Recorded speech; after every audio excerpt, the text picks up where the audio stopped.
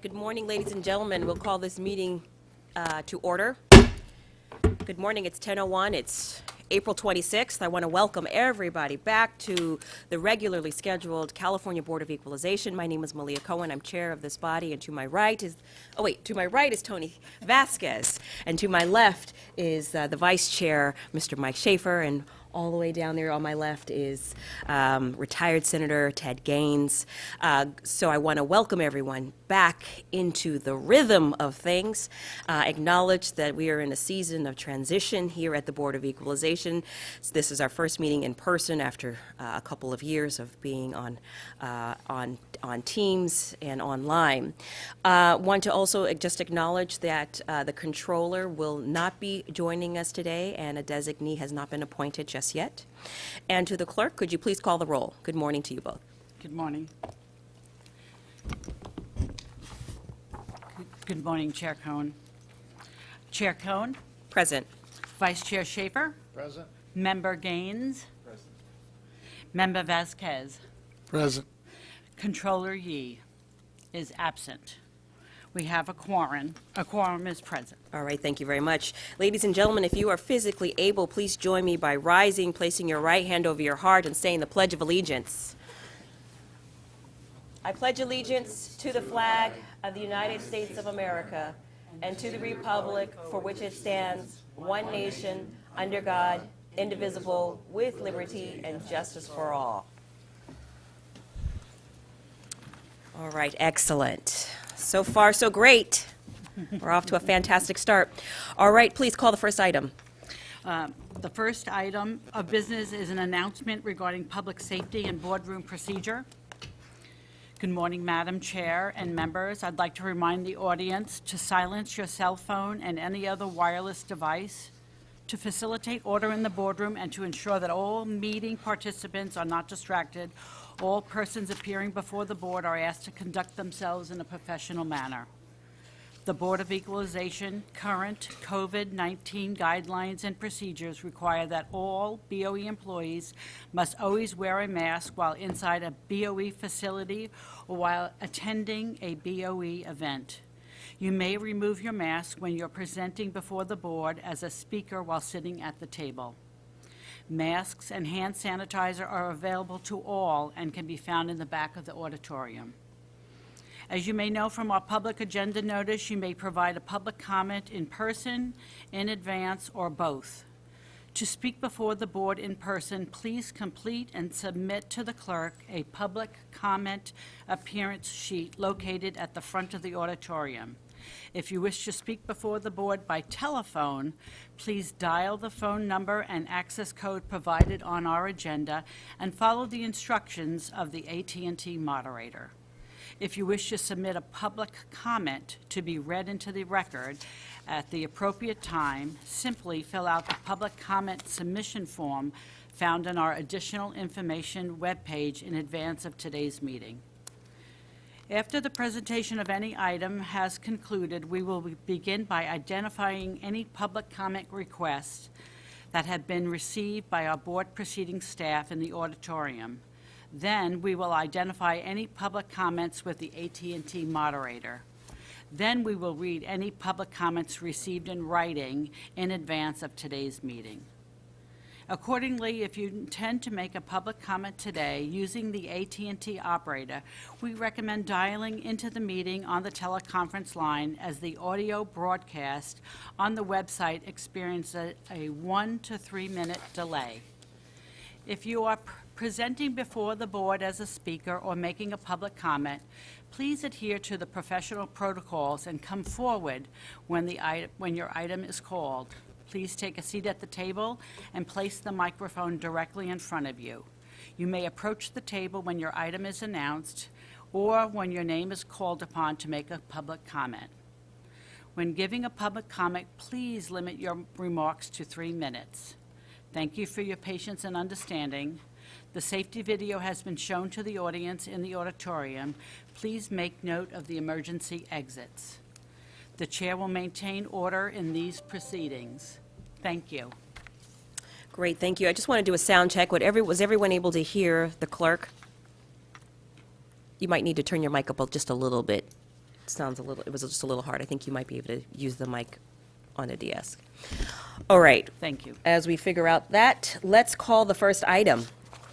Please call item C. Item C?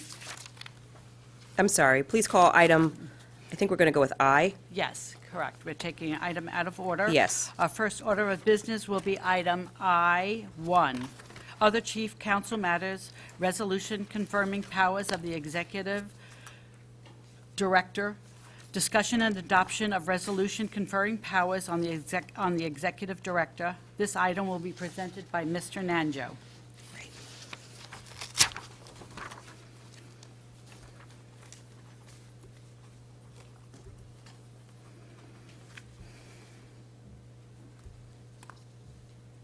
Good morning, Chair Cohen, Vice Chair Schaefer, and honorable members of the board. The draft powers conferred on the executive director by resolution has been attached to today's pan and your materials for your consideration. This document describes the powers to be conferred to the executive director upon the board's resolution. Many powers are vested in the executive director by statute, but the resolution provides clarity when interacting with control agencies such as the Department of General Services and the Department of Finance, and this facilitates smooth and expeditious activities when dealing with the execution of contracts and other such necessary services.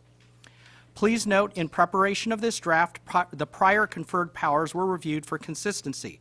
Additionally, I have also attached the prior executive director, Ms. Fleming's conferred powers, which was adopted by this board on February 26, 2019, for your reference. Thus, the legal department recommends the board's adoption of this resolution, but I am happy to answer any questions that you may have. Great, thank you very much for the presentation. Colleagues, I was wondering, any comments? No? Okay, great. Thank you. I'd like to say a few words. First, on behalf of the entire board, I'd like to just recognize the outgoing executive director, Ms. Fleming, for your years of tireless advocacy, your commitment, your devotion to the Board of Equalization. Thank you. This is an opportunity for us to acknowledge you present. I think that the board is stronger and equipped to fulfill its constitutional and statutory responsibilities because of the dedication and the integrity, not only that you embody, but that you've also embodied in your staff members and your hirees. I know you're looking forward to retirement. I know you're looking forward to this transition, and you deserve it. You've earned it, and we are here to celebrate you and to congratulate you and to wish you the very best. And I want to just say some remarks to the incoming Executive Director, Ms. Stowers. I want to congratulate you on your appointment. The board looks forward to working with you in this new and a very exciting role as we continue to modernize the Board of Equalization and fulfill our constitutional duties on behalf of taxpayers here in the state of California. So thank you for accepting the call. And colleagues, with that being said, I will open the floor to any of you if you had any remarks, parting remarks from Ms. Fleming, or welcoming remarks from Ms. Stowers.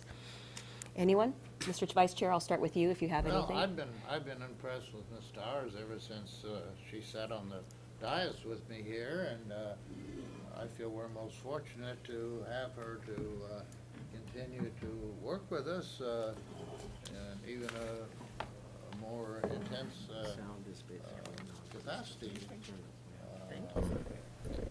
I mean, she has a resume that won't stop, and we're only adding to it, and that's good. Great. Thank you. Anyone else, gentlemen? Mr. Vasquez? Yes, thank you. I'd also like to put my 2 cents in, especially to Ms. Fleming, for all her time. I know when we all came on as new board members, we were all just kind of struggling, trying to figure this whole piece out. And I know she was actually at the time coming up in terms of the new executive director as well. So we were all kind of on a big learning curve. I think most of us on a larger one than hers, because she's had, I believe, some, I don't even want to mention the years, but quite a bit of years here, working here through the BOE. And I really appreciated your guidance and support, especially when I was the chair, because it was real helpful in terms of getting your assistance and support. And for Ms. Stowers, little did I know when she was sitting next to me all these years how much expertise and experience she had until I had an opportunity to review her resume and then have a more in-depth conversation with her. And I'm really looking forward to working with you and actually now in your new role for you to provide some assistance and guidance to take us, the board, to the next level. It sounds like from what I'm hearing and what I've read, I think you're well equipped to do that, and I'm looking forward to that opportunity to work with you a little bit closer, and not only here, but also at the Capitol as well. All right, thank you very much. Mr. Gaines? Yeah, thank you very much. I want to also just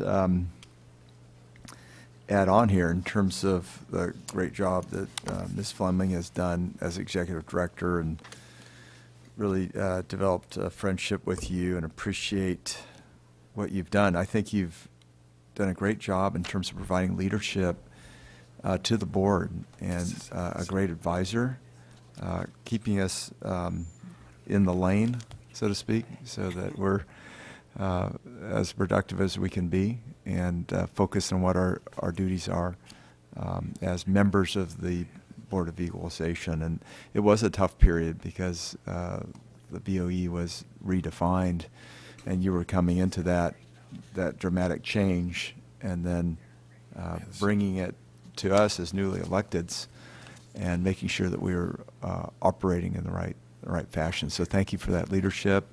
I just hope you'll have a great retirement and be able to do a lot more things with your husband. And I hope his health is improving as we speak here.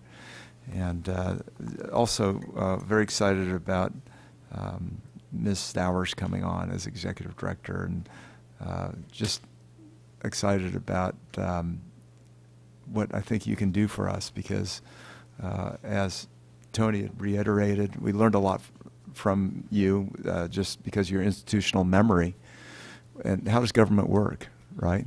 And taxation and things of that sort. So those have been very helpful for me just as a member of the Board of Equalization. And now as you take this next step, I'm very excited about the opportunity that we have to work with you. So thank you. Madam Chair, I just wanted to remind our former executive director how impressed I am with the experience you brought to the job, because of all the colleagues up here, I'm the newbie. I haven't been in public office since 1965 to 71.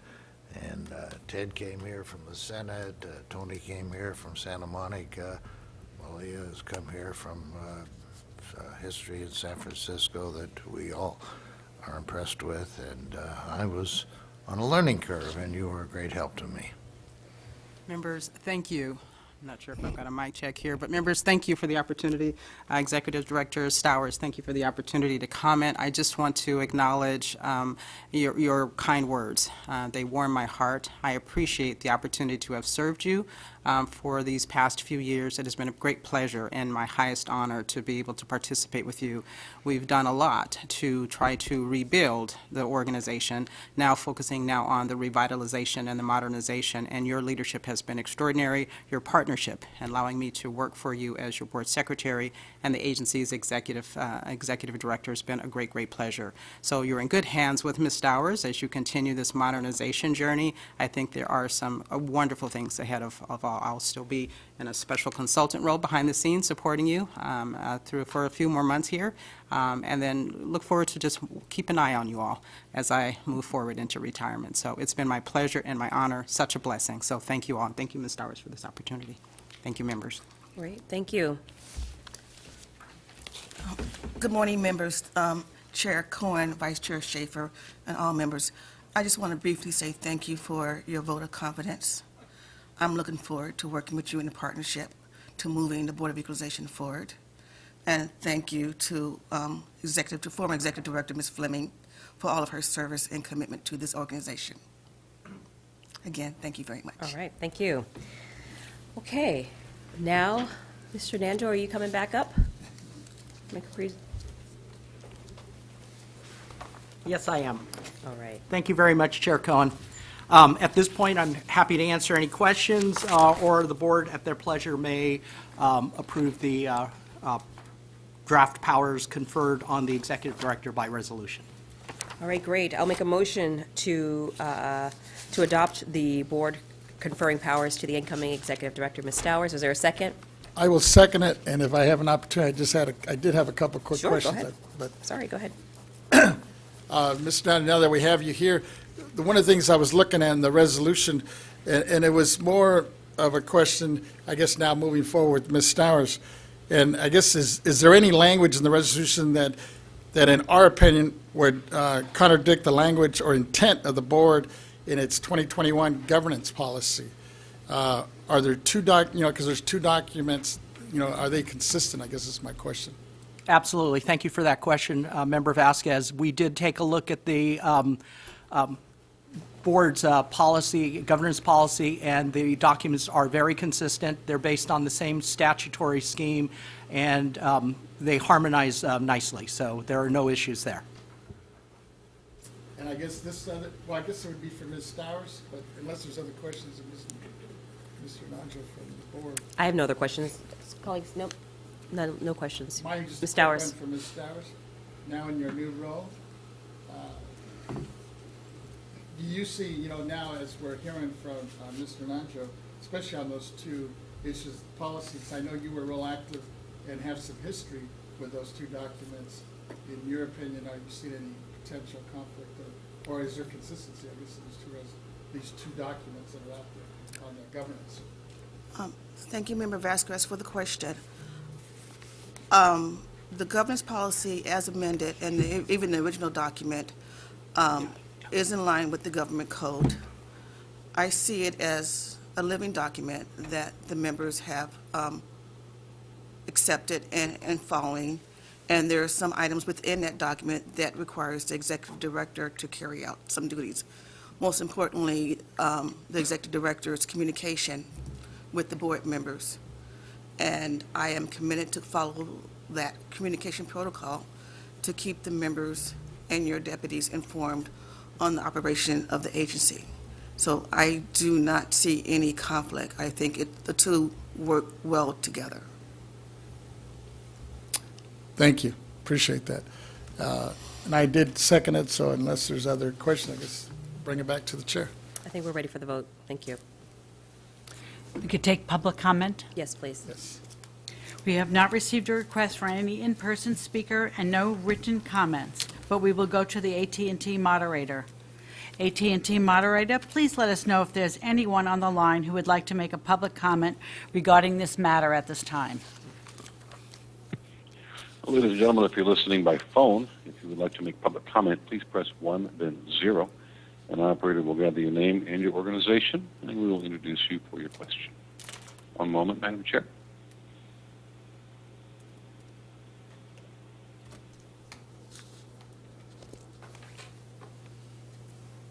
Once again, 1-0 for public comment. And at this time, we have no phone participants have queued up. All right, great. Thank you very much, Mr. Moderator, or Mr., yeah, Moderator, right? Let's call the roll. Thank you. Chair Cohn has made a motion to adopt a resolution conferring the powers of the Executive Director with Member Vasquez seconding. The roll. Chair Cohen, Aye. Vice Chair Schaefer, Aye. Member Gaines, Aye. Member Vasquez. Aye. Controller Yi, absent. The motion passes. Great. Thank you very much. Congratulations. It's official. Could you please call the next item?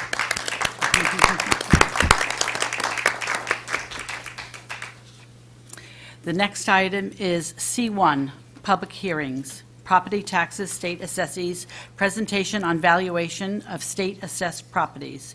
The board will hear state assessees' presentation on the valuation of state-assessed properties. This item will be presented by Mr. McCool. All right. Hi, Mr. McCool. Good morning. Good morning, Chair Cohen and honorable members. My name is Jack McCool, Chief of the State Assessed Properties Division. I am here to introduce the state assessees' presentations on the valuation of state assessed properties. Under Property Tax Rule 903, the board provides state assessees with the opportunity to make public presentations regarding the valuation of their unitary property. Today is the second of two opportunities, the other being at the February meeting, where state assessees may come before the board and make presentations regarding matters affecting their annual valuation. These presentations are informational only and do not require any board action. I am not aware of any state assessees that are planning on making a presentation today. However, I will note that the State Assessed Properties Division staff has met with many state assessees already this year to discuss specific matters related to their valuations, and we will continue to make ourselves available to any state assessee that would like to meet with us. That concludes my presentation for this item. Thank you. All right, thank you very much. Colleagues, do we have any questions for Mr. McCool? All right, let's see if there's public comment. We have not received a request for any in-person speaker and no written comments on this item, but we will go to the AT&T moderator. AT&T moderator, please let us know if there is anyone on the line who would like to make a public comment regarding this matter. Thank you. Currently, no one in queue. Once again, ladies and gentlemen, to public comment by phone, press 1, then 0 at this time, please. Great. Thank you very much. Thank you. No action is taken on this item. Once again, no respondents. Thank you. Madam Clerk, could you call the next item? Yes. The next item is J1, Administrative Consent Agenda, approval of the board meeting minutes for the March 29th, 30th, 2022. The minutes for March 29th, 30th, 2022 were attached to the public agenda notice for your consideration. All right, thank you. Colleagues, this is a pretty routine matter. Any questions or clarifications or edits? All right, seeing none, let's take public comment. We have not received a request for any in-person speaker and no written comments. We will go to the AT&T moderator. AT&T moderator, please let us know if there's anyone on the line who'd like to make a public comment on this item. There's currently no one in queue for this item. Once again, for public comment, press 1-0. And again, we have no respondents. All right, thank you. Members, would anyone like to make a motion on this item? So moved. All right, thank you. Motion made to accept. Second. All right, motion made by Mr. Vasquez, seconded by Mr. Schaefer. Please call the roll. Chair Cohen, Aye. Vice Chair Schaefer, Aye. Member Gaines, Member Vasquez, Aye. Controller Yi, absent. All right, thank you. This The motion passes. motion passes. Thank you. Call the next item. The next item is J2, Administrative Consent Agenda, invitation to annual meeting of the Board and County Assessors on October 19th, 2022. All right, thank you. Got a couple comments on this item. So colleagues, let me say that I look forward to our annual meeting with the county assessors. It's actually these meetings that provide an opportunity for us to hear the issues, many concerns that our 58 county assessors may have. It's also a chance for us to hear a vision that the assessors have on how we can continue to work together to improve the modernization and property tax administration.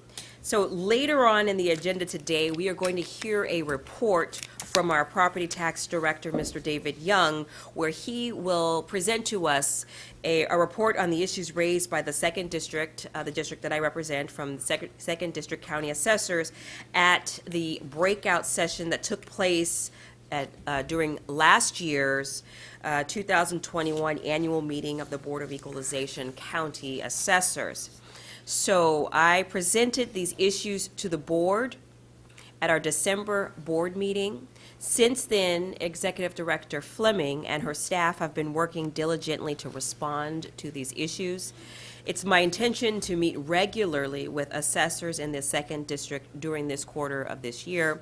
Our first meeting took place this month on April 7th. And these meetings are just merely examples of the close collaboration that's needed between the assessors and the board. I'd like to also thank the new executive director, Yvette Stowers, for her previous comments that all board members should report out concerns raised by assessors in our annual district breakout discussion. Deputy Controller Stowers was spot on. And when she was spot on when she made this recommendation. And so this year, as part of our annual meeting, I am proposing that I recommend that each of us consider reporting out our concerns that county assessors that they've raised during your district meetings. So I think that will lead us to have a very robust meeting in October, something that we could channel our energy and focus on how we can work together to continue to modernize the property tax administration. So with that, I'd like to open up to see if there are any comments from my colleagues, and if there are, Mr. Vasquez. Yes, thank you, Madam Chair. I'm too also looking forward to this opportunity. I think it was great that we did it last year, and I think it's a good suggestion and recommendation that we report out in October after our meetings, because I know when you, especially, I'm looking at my colleagues here that represent 20 plus, some of them I think even 30 counties. Myself, now I'm down to one, but one big one. But at the end of the day, I think it's real helpful just to hear, especially from my colleagues, on some of the issues, because we forget, the state of California is so huge, between the rural, small counties, and then the huge urban counties that we have. I mean, there's 58 counties in the state, and I think there's so much to learn, because in some cases, there's things that we could share and hopefully duplicate throughout the county, or throughout the state. So I'm looking forward to that. Thank you for the opportunity, Madam Chair. Great, thank you. Colleagues, anyone else? Mr. Gaines? Yeah, thank you very much. Member Vasquez raises an interesting issue, because I think I've got the extreme in terms of the number of counties. I represent 34 and you represent LA County, and isn't it interesting they're equal in population, right? Because Yes. they've got to be that way in terms of district representation.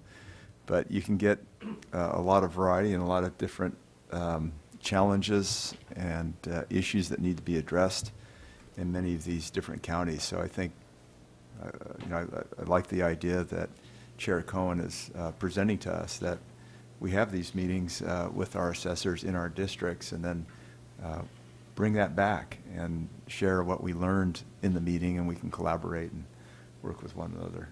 So thank Absolutely. you. Great. All right, thank you. Let's hear from the public, and then we'll take a motion. We've not received a request for any in-person speaker and no written comments on this item, but we'll go to the AT&T moderator. AT&T moderator, please let us know if there's anyone on the line who would like to make a public comment regarding this item. Currently, there are no callers in queue. Ladies and gentlemen, to comment by phone, press 10, please.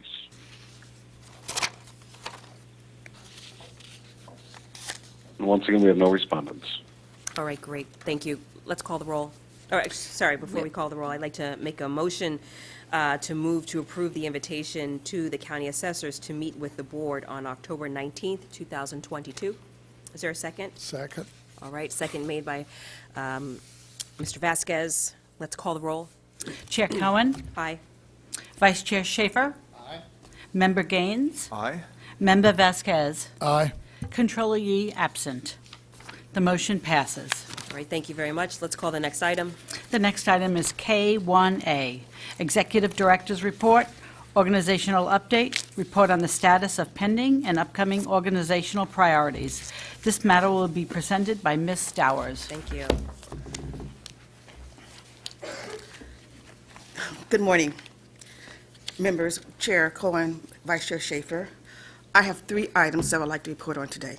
I am Yvette Stowers, your Executive Director. First of all, for item A, I would like to say thank you for the appointment to serve as the Executive Director.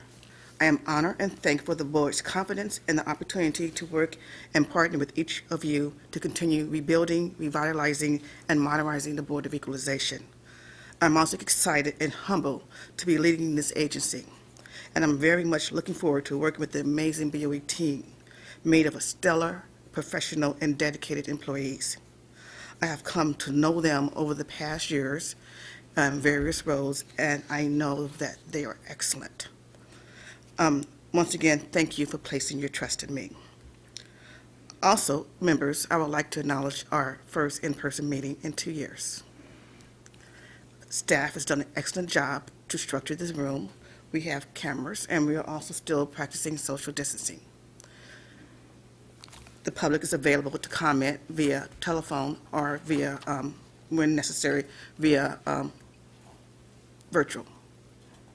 Again, thank you, staff, for taking this time to organize this meeting. And finally, for this item, I would like to comment that on last Friday, the Board of Equalization was featured on Jeopardy. I'm sure most of us saw this. If you follow social media, you saw the post. But the question was, California Board of Equalization ensures assessments are fair and levying these taxes, the main source of local government revenue. As we all know, the answer to the question is property taxes. This question highlights the opportunities and importance of the BOE's critical role in California property tax system and inform those who may not know. I believe BOE is now trending on social media. My next item is K1B, extension of time to complete local assessment role. Members, Revenue Taxation Code Section 616 requires county assessors to annually complete their local assessments role by July 1st. Section 155 provides that the board or the executive director may extend by 30 days the deadline for any official act by the assessors. In the case of public calamity, the deadline may be extended by 40 days. Section 155 requires that the executive director inform the board of any such extension at its next regular meeting. This report is to inform you that Los Angeles and Shasta County assessors have requested and been granted a 30-day extension for completing their 2022 local assessment role. My final item is K1C, Annual Report Overview. And this is an overview for the 2020-21 Annual Report. As you know, members, the BOE reports annually to the governor as required by Government Code Section 15616. The BOE released its annual report for fiscal year 2020-21 and March 2022.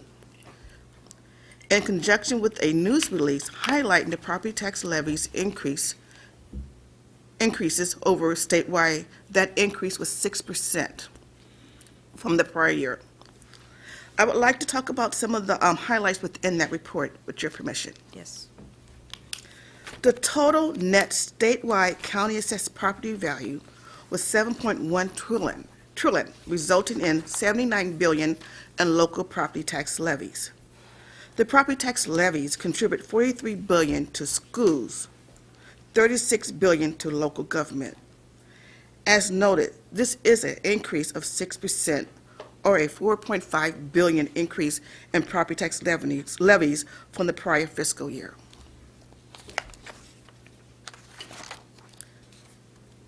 In 2021, the BOE set the value of state-assessed properties, primarily privately owned public utilities and railroads.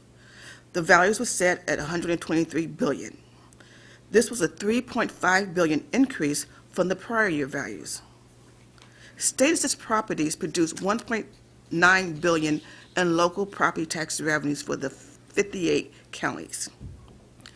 BOE also administers and collects the private railroad car tax, which generated 9.3 million in state general funds.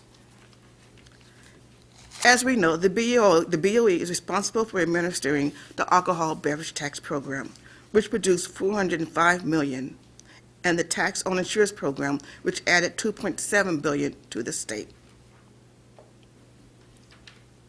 New in this annual report is an acknowledgement of the BOE role in implementing Proposition 19. As we all know, we spent a great deal of time in 2021 implementing this proposal. It highlights the accomplishments that the BOE made during this time period. Accomplishments that was not just agency-driven, but was driven by the board members and our stakeholders. In sum, the BOE plays a critical role in supporting our schools and our communities through the 85 billion in fiscal contributions to the state and local government. Finally, I want to acknowledge the amazing contribution of the board members, again, that each one of you guys played during this time period. Thank you. That concludes my presentation. Are there any questions? Thank you very much for that high-level analysis of the report. Perfect. I love the fact about the revenue. Can you state that one more time for the record? How much the Board of Equalization is? $85 billion Yeah. contributing to our state, local government. Awesome. Most You got that? importantly, our schools. Most importantly, our public schools. Thank you. Mr. Vasquez. Along those lines, you know, when I was looking at, I guess it's on page 12, the report where you showed the $1 bill, and it pretty much spells out that 54 cents of each dollar, you know, goes to our schools. And then I believe it says that 14 cents goes to the counties, 13 cents go to our cities, and 19 cents goes to other. What does other mean? Good question. Very good question. Schools, counties, cities, other. Fire districts? Yeah, you know, thank you. Special districts, fire district, local district. So there's still support at the local area, local government area. That's what I thought. So it's kind of misleading. Well, I guess it's not real clear because I thought it was going back to the districts. I didn't know there were special districts, but at the end of the day, they are other counties, right? So I was just wondering, so the amount is obviously higher, I think, would be for counties and cities, wouldn't it? If they're going back to those districts. Yes. Sir, if you like, let me drill down a little further. Please, I appreciate it. And break down exactly what it's going to, and I Okay. can report back out individually and back next month's meeting. Perfect. And then my second question, if I could, Madam Chair, it was just on page 15. The report states that the Property Tax Department answers, I guess they answered 3,144 calls and 1,017 emails on Prop 19 this past fiscal year. But I could not find where Prop 19 calls and emails received by the taxpayer rights advocates. Are they in the report somewhere? I couldn't find that. It may be buried in there, but I'm sure it's buried, because we know our advocate filled a great deal of those calls. that's what I kind of figured. It just Again, wasn't, it didn't jump out. It didn't jump out. It's probably, most likely in the Taxpayers' Rights Annual Report, Okay. which I don't have in front of me. But again, I will confirm that that count includes TRA or it does not. And I again, appreciate it. state on the record what the TRA did, because we know that she did a lot. That's why I kind of figured. It just doesn't come out, it didn't come out in the report somewhere, or at least I didn't see it. Thank you. Thank you. Question, I have a question. I love the annual report. I'd love to get a couple copies before I leave. But one question that I have is I see that, like on page 13 and on, page 13, and then also, like on page 12, you've got the percent from change from the previous year. And I was wondering if you or maybe a member of your staff could speak to some of the drivers that, that have driven the increase. So for school purposes, from fiscal year, we were at, we have a 6.1% change. I was wondering if anyone could speak to us as to what drives that change, why it's increasing as opposed to decreasing. Staff, do I have someone that can speak Sure, to Mr. it? Young is heeding the call. How are you, Mr. Young? Good to see you. Thank you. So what drives these changes? And then when we look at the revenue summary, particularly on page 13, they got 6% for county assessed property tax. Tax on insurers is 3.8%. State assessed property tax is 3.6%. Talk to me a little bit about that increase. Thank you, Chair Cohen, honorable members of the board. It's David Young here, Property Tax Deputy Director. For the property tax departments, for the property tax components, most of the drivers of an increase in the taxable value of the roll and its resultant taxes, they're mainly due to two items. One is it's basically tied to the economy's California economy as a whole. The increase in the appreciation of real estate, as real estate is either one, built, or two, sold and reassessed, those account for a big majority of what drives a property tax roll, what drives an increase in a property tax roll. As you recall, Prop 13 limits the increase to 2% a year if there is no new construction or a change in ownership, a sale of real estate. And the other big driver is basically investment in business property. So business personal property, as the state does better, they invest and buy more of this type of taxable property. And so it increases the roll. And of course, that type of property is not subject to Prop 13. So that does go up and down with the economy. Mm-hmm. So the two main components are sales and new construction of real property and investment in business personality. Now, it is forecasted that as inflation continues to go up, and the feds have increased interest rates, Yes. that although the state of California is in a very robust position, right? I think we found $46 billion or something like that for our state budget. It is projected that we are going to be having and facing an economic downturn. And what, if at all, could we project about the future of our assessed property values? When there is an economic downturn, would we be able to, one, weather a such downturn in terms of our property value, or shall we be planning for the downturn to impact the amount of revenue that property taxes are bringing in for the state of California? Well, I believe we were seeing some signs Right. of a downturn.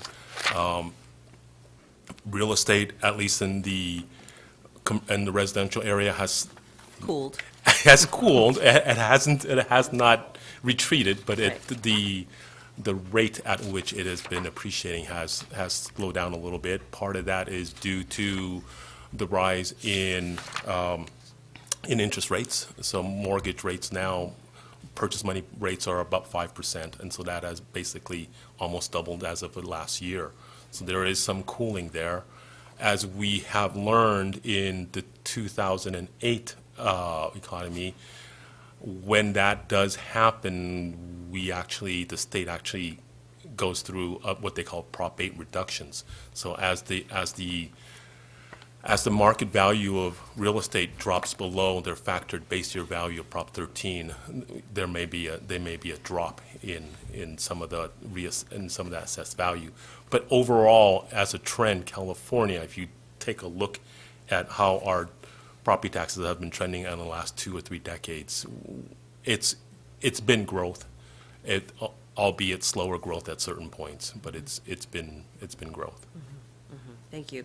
And correct me if I'm wrong, but I believe the property tax revenue is stable. It's one of the most stable sources of revenue compared to personal income tax that fluctuates as a result of the market fluctuating. Is that correct? Absolutely. Over the last 40-plus years of Prop 13, one thing that Prop 13 has done is that it has stabilized the property tax revenues over the long run.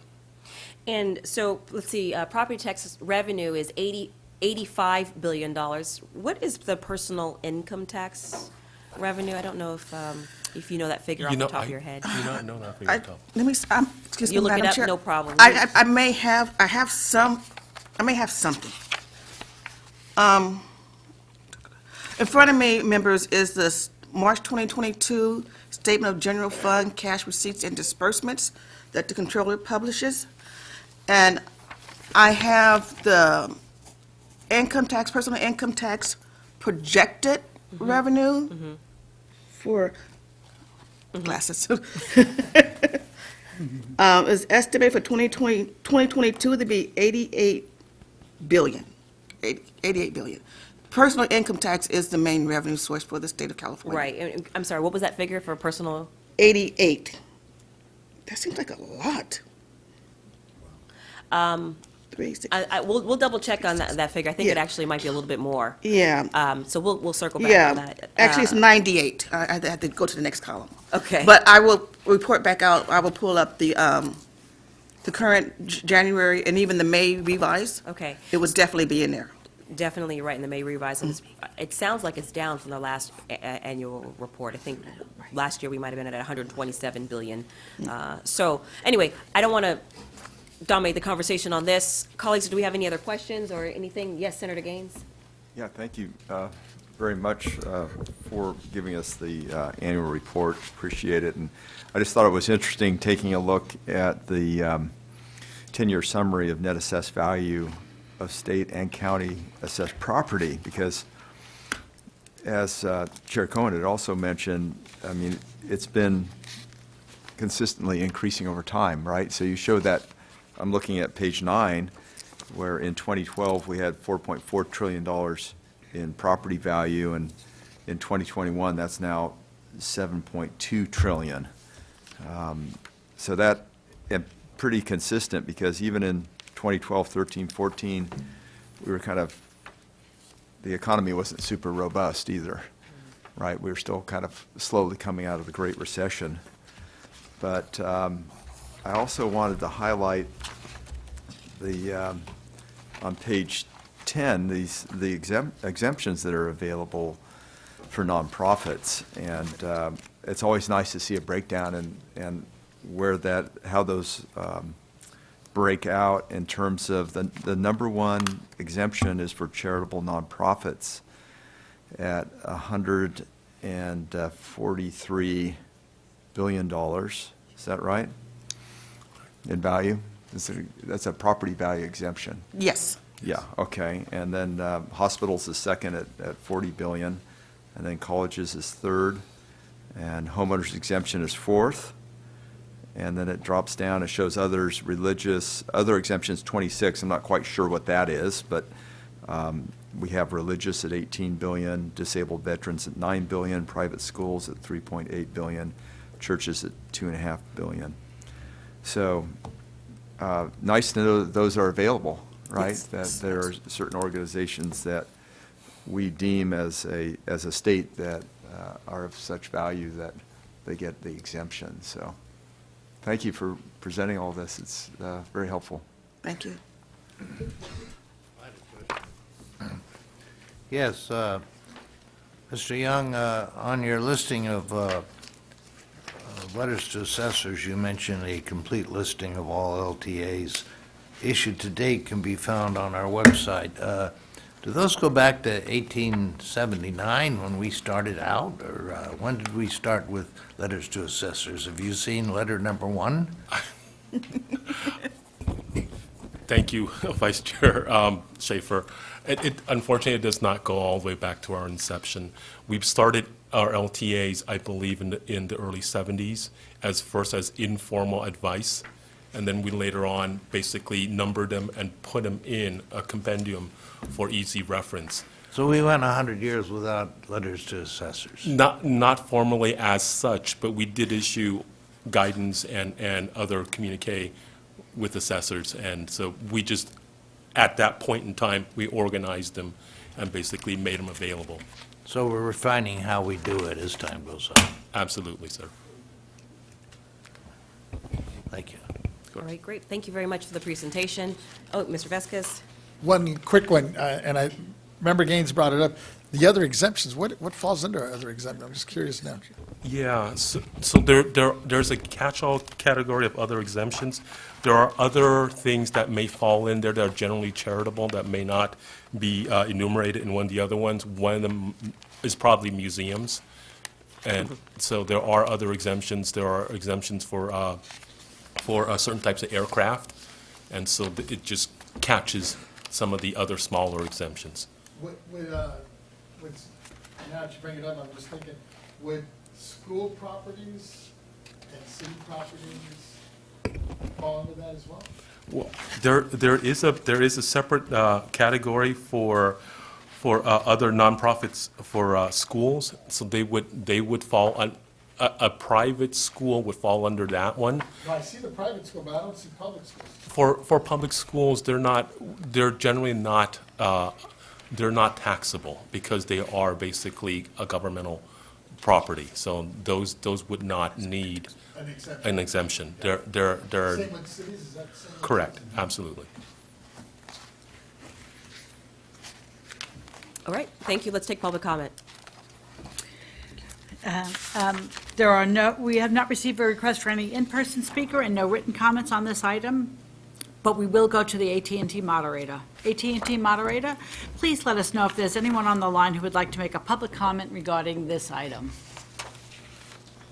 For public comment by phone, please press 0 at this time.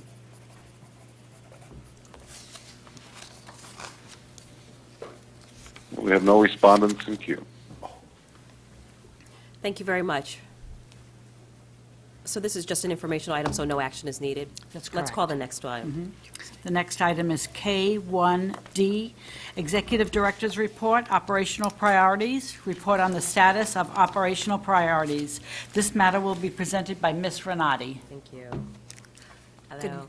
Good morning, Chair Cohen and honorable members. My name is Lisa Renati. I'm the Chief Deputy Director. Today, I will report on some of the agency's operational priorities and projects. The first item is in regard to our workforce capacity. Since our last meeting, we have filled 3 positions. All 3 were internal promotions, and we are currently actively recruiting for 65% of our other vacant positions. As you know, this is one of our most important focuses. We're making sure that we have our workforce capacity solidly in place. Another operational priority I'd like to report to you involves the implementation of BOE's updated telework policy. Starting April 1st, we began the process of returning employees to the work site using a hybrid in-person and office work model. As we transition to the new model, the safety of our employees is of the utmost importance, and so we are following all directives of the California Department of Public Health and CalHR, and we provided staff with current COVID-19 guidelines and procedures. The last item is a brief update on the feasibility in implementing Google Translate on the State Board of Equalization's website and board member web pages. Our communications department is collaborating with CDTFA Web Services regarding this matter, and currently the team is conducting feasibility studies, and they're looking into other things, including cost, risks, accessibility issues, and other implementation factors, which need to be considered before we can implement Google Translate. Once the analysis of the feasibility is completed, we'll come back to the board and let you know where we're at. And this concludes my presentation on operational priorities, and I'm available for any questions you may have. Thank you. Ms. Renati, I have a question about the translate button. How often is this team meeting? They are, as far as I know, they're meeting at least weekly, if not, every couple days. Okay, Mr. Kim is Just seems constantly like a- working with the Web Services Department. okay. And what is the timeline? When are we going to be out of this fact-finding analysis stage?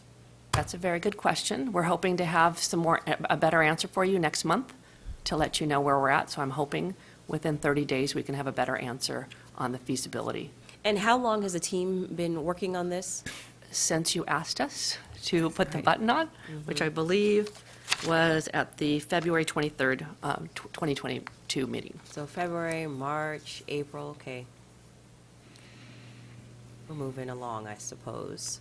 We are. Well, let's just keep in mind that accessing this information is critical. Not everyone speaks English. We have to respect that where people are. And particularly when I think about how rich the information is and dense the information is on our website, Prop 19 information, it's just really critical that we really stay focused and move urgently to allow that translate button to get on there. We know that there's precedent. We know that the governor's office has one. We know the franchise tax board has this feature, so we know that it is doable. So let's keep pushing. Please relay my message to the team. I will, thank you. Thank you. Ms. Fleming, Ms. Stowers, do you have anything you wanted to add? No. Okay. Colleagues, anything? Yes, Mr. Vasquez. Yes, I would just echo your thoughts, but also thank you, because I know I've been bugging you folks on just Prop 19 stuff, and as I look at this, just appreciate all the work that you've been doing to keep up with this, because there's so many moving parts with Prop 19 as we're finding, as we get more and more calls and questions from folks that are going through this process. Because my offices we get constant calls on this, and some of them we don't have the answers for just yet, but thank you for that. Thank you. I'll let the team know. They get all the credit.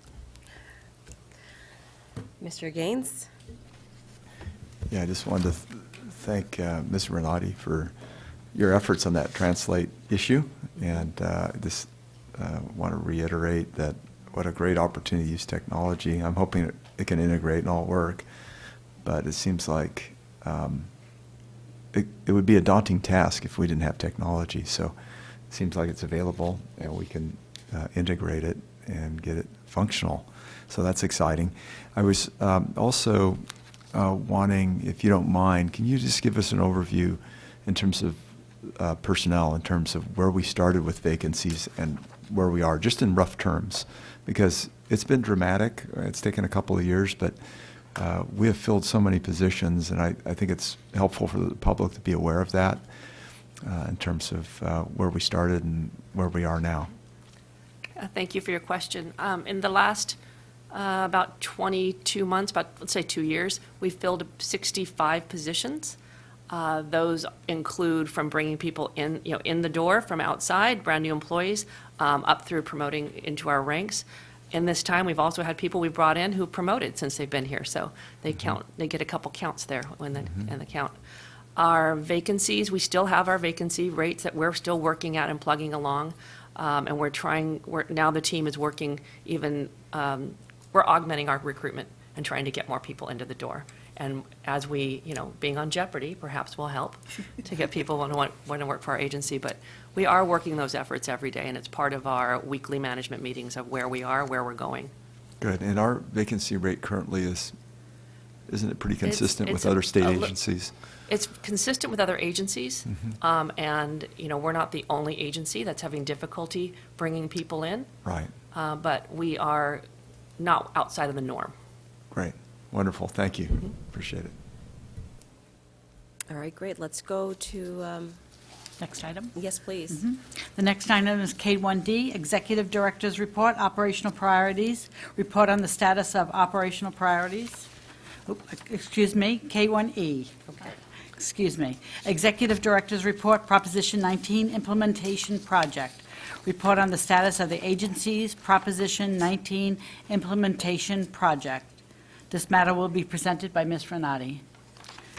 Thank you. For the record, I'm Lisa Renati, Chief Deputy Director. Today, I will provide an update on our Prop 19 implementation project. A high-level implementation plan is attached to today's agenda, and I'm happy to report that the status of our implementation of Prop 19 is green. As you know, our Prop 19 implementation project has been in place for about 18 months. Staff continues to ensure taxpayers and stakeholders have the information they need, and we continue to look for ways to improve our ability to provide information as needed. Starting this month, I will provide a brief update on the approximate number of unique external page views the BOE's Prop 19 webpage has received since November 10th, 2020. As of yesterday, the webpage has received approximately 315,500 unique external page views. That's an additional 35,000 unique external page views since February 2020. In addition, this month, the Taxpayers' Rights Advocate's Office, along with the Communications Department, released the updated Proposition 19 fact sheet. Ms. Wing from the Taxpayers' Rights Advocate's Office will address more on the fact sheet later in her report. And this concludes my presentation on this topic. I'm available to answer any questions you may have. Thank you. I just want to publicly recognize the hard work and give credit where credit is due. I think that it has just been incredible to see the BOE team step up and organize and provide this level of leadership and clarity in a pretty unclear piece of legislation. Also want to highlight that the implementation work that for the passage of a Senate Bill 539, which was authored by Senator Hertzberg, that provided the statutory language needed to implement this constitutional amendment. So I think people are knowledgeable about the initiative process, but the reality, once things become law passed by voters, the implementation, I think the real work really does begin in the implementation, particularly when you're dealing with legislation that has such a cultural change and really a change in how we conduct business. And as you heard in the previous presentation, a very important element, $85 billion system we're talking about. So Prop 19 really, as the tech folks say, was a disruptor and changed our business model, but we have assessed and reassessed, and no pun intended, but we are honoring the call to taxpayers, and each of us have joined in that spirit, and it's just been phenomenal. Also noting that we have understaffed agency, and that you're also doing double time trying to fill up. So the Board of Equalization, they were up to the challenge. Prop 19, the portal, the BOE's website, is just an expression of countless hours of difficult technical work and communicating that needs to be acknowledged, and I just want to publicly acknowledge that. Thank you for that. This work is being completed in a timely fashion, and ironically, there's still work that needs to be done. There's still a lot of questions that are out there, and so I just want to close by complimenting the Board of Equalization staff. Thank you. Thank you. And also, I'd like to also compliment the members and thank you for your leadership and helping us through this process. Thank you. Appreciate that. Senator Gaines. It just reminded me, I had a Prop 19 question. I don't know if we need David or not to answer it. I'm sure we need David, yes. Yes. Just in terms of clarity, because I've got a lot of constituents that ask about passing property on to a child. And they say, well, we're just going to change the title into our child's name. And I said, I don't think there's a path to do that. I know that Prop 19 triggers upon death of the owner of the property. But if you had parents that wanted to give property to a child, don't you run up against gifting? And isn't there a limitation on gifting of property or anything else for that matter? Thank you, Board Member Gaines, for that question. There are many considerations that a parent will have to basically weigh when transferring any asset to one of their heirs, be it a real estate or any type of asset. So there are income tax concerns and there's property tax concerns, real property concerns. They may run them into income tax considerations, but most importantly, as it pertains to real estate, just changing the title to their child is only the first step of it. You actually do need to make an application in order to get that benefit. So if you have an opportunity when speaking to your constituents, make sure that the holistic Right. process is Right. conveyed to them. If they believe that just changing the title is enough to pass on the base year value, it is not. There is an application Right. process. So that is very important. Okay, and is that laid out on our website? So if I'm trying to figure out how to handle these questions by Yes. constituents, so they could go to the website? Yes. Of course, we could have our own staff look into it too for them, but. Of course, we have, on our website, we actually have a dedicated page to Prop 19, and in there are FAQs, frequently asked questions, and one of the questions actually does address the issue of having the actual application and the process.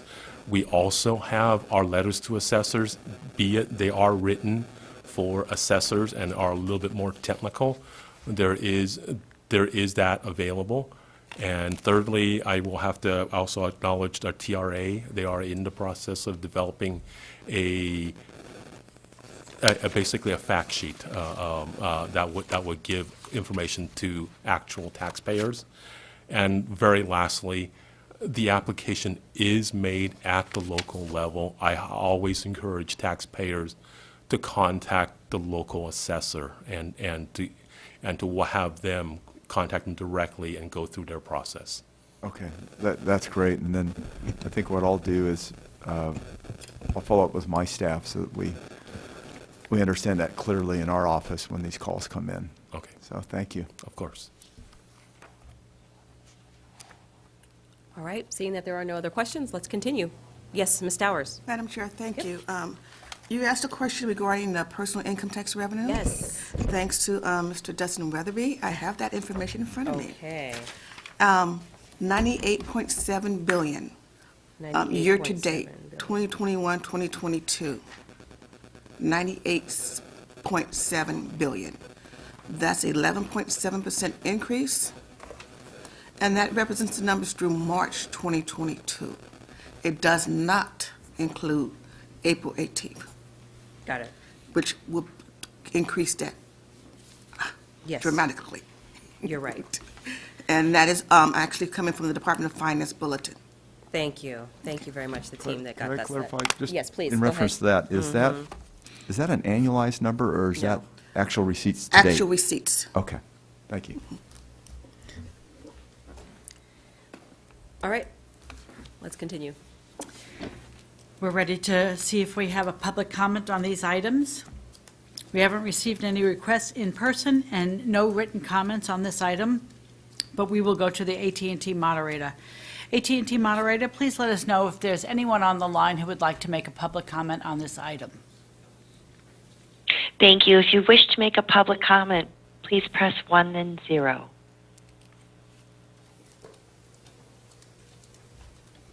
And there are no public comments at this time.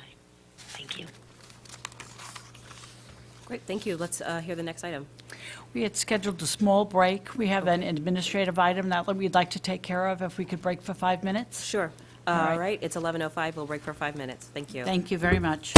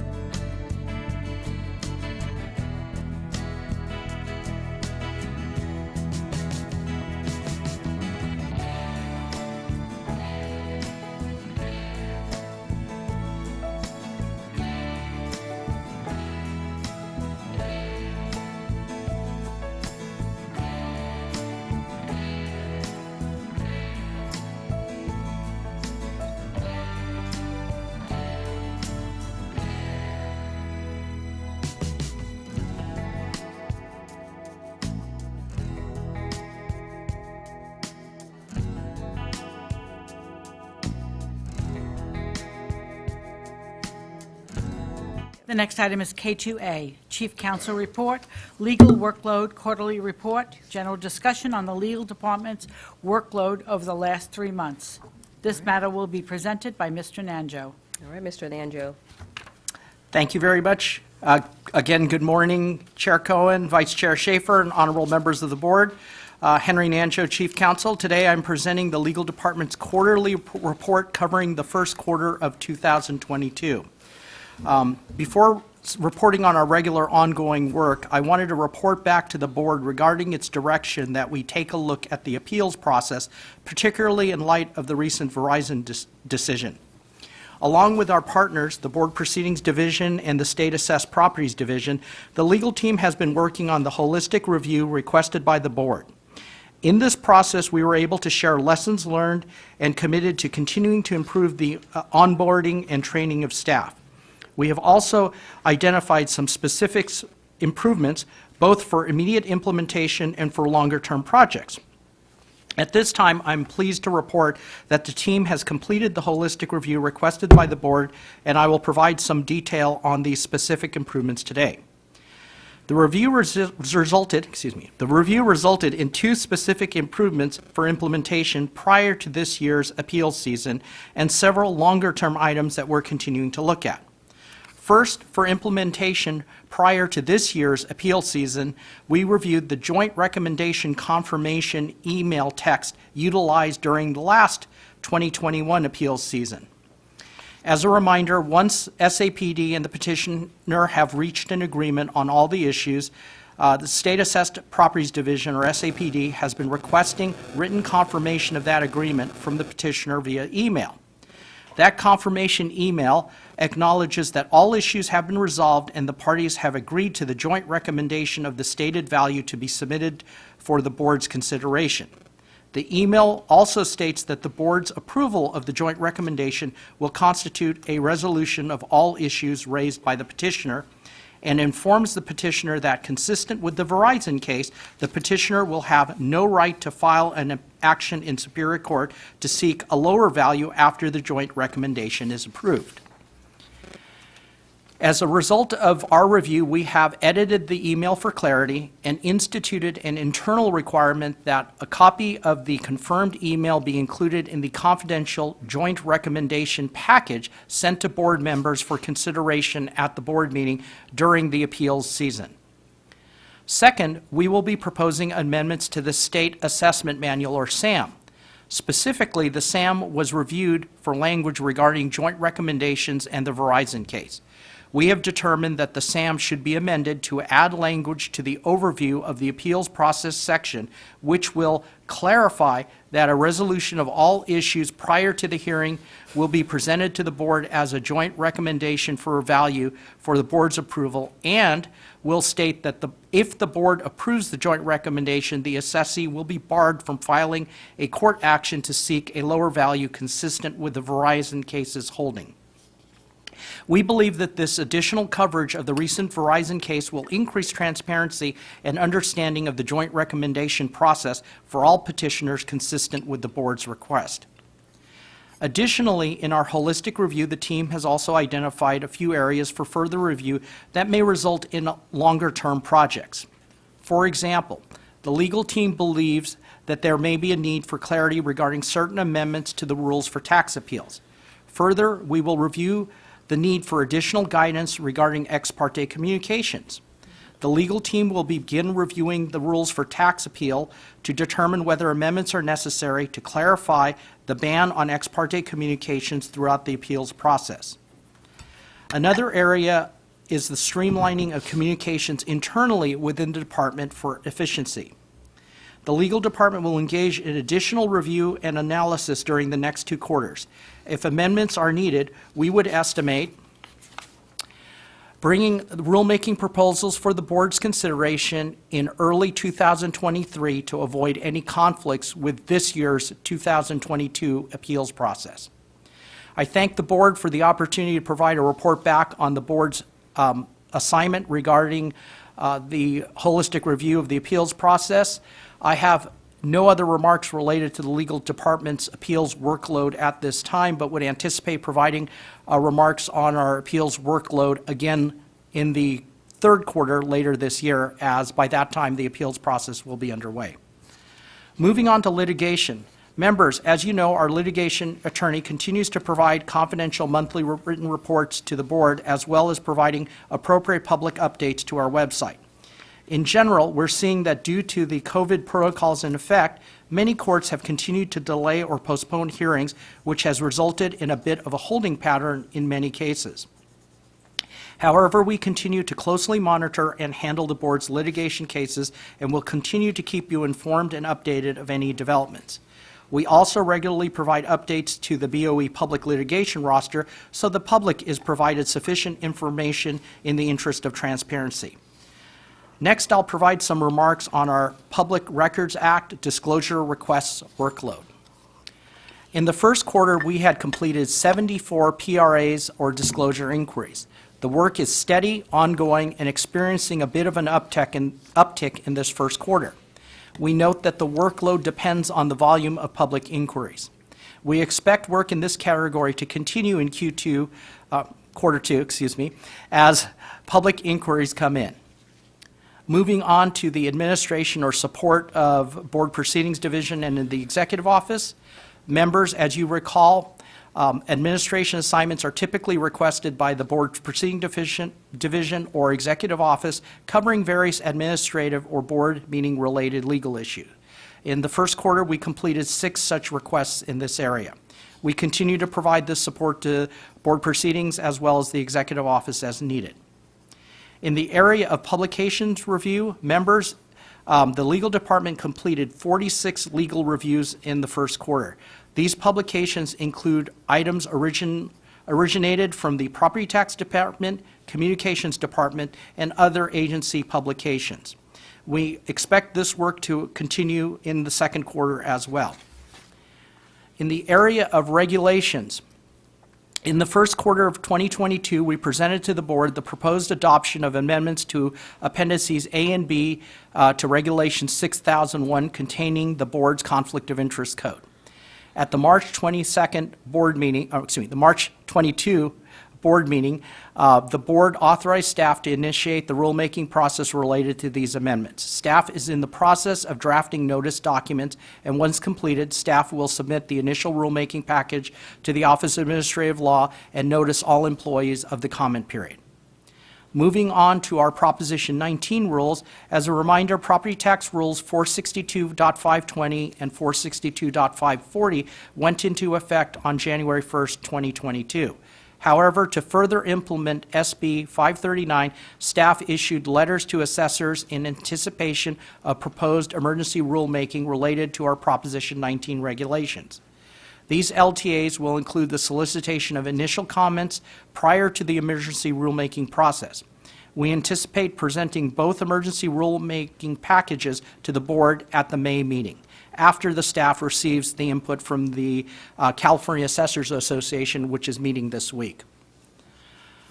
In the second quarter, the legal staff will continue to work with the Property Tax Department and make progress on our rulemaking calendar efforts. We anticipate additional regulatory work later this year and will bring proposals to the board under our rulemaking item at future board meetings.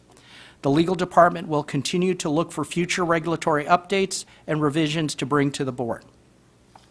In the area of the tax program or technical advice, the first quarter yielded the team responding to 16 email inquiries and 19 phone call inquiries. Finally, members, for the first quarter, the legal department issued a total of 4 legal opinions or memos, including both the property tax technical advice opinions and the internal board meeting related chief counsel memoranda. In closing, I want to again extend my appreciation to my team for their exemplary work efforts during the first quarter. Members, this concludes my report, and I'm available to answer any questions that you may have. Thank you. Colleagues, Mr. Vasquez, and then we'll go with Mr. Gaines. Go ahead. Thank you. Mr. Najo, in your opening remarks, you mentioned, and it sounds like we're going back to that Verizon case at your opening remarks, Yes. Were you looking to put together a form or a letter of some sort that, it states that there's an agreement? Is that what we're looking at? Or is it just more of a verbal understanding? No, there's going to be an email confirmation. What we've done is we've taken the existing structure for this year, and we've added additional language to make sure that the petitioners know the effect of the Verizon case and the impact of them agreeing to a joint recommendation. Yeah, I was just a little concerned because moving forward, I don't know if there's any exposure if we don't have something in writing and they come back later to this board and try to appeal this thing, saying that they didn't agree on something, if there isn't anything signed.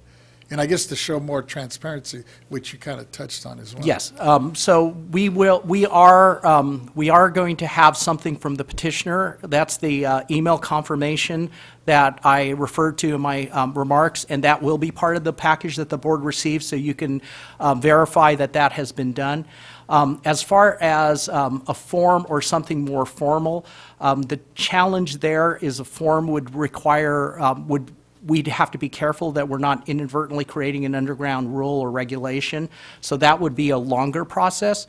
We can put that into consideration for our longer look.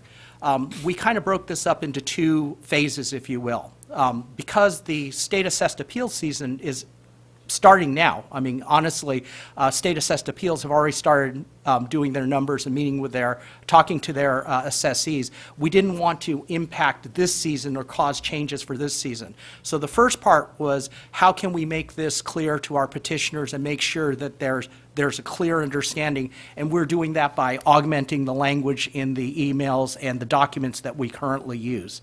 Then, for future, we're looking at making additional changes and putting things in the State Administrative Manual, in other publications that take a longer process, because typically we work with the public, we do, we get inquiries, we try to do a collaborative approach in for those kind of changes. So that's we're looking at for next year's state assessed season. That's what I'm more interested in, I guess, as we move forward, because you're right, kind of in the thick of it now. But as we move forward, I would be definitely supportive, and I don't know how the board feels, that if you want to bring back, I don't know if that means like a rule change or something moving forward, where you actually have something in writing that we can use in the event that they try to challenge it after the fact, for example. Yeah, we'll look into all those things. Obviously, again, for the longer term, we want to be as clear and transparent as possible. Appreciate it. Thank Sure.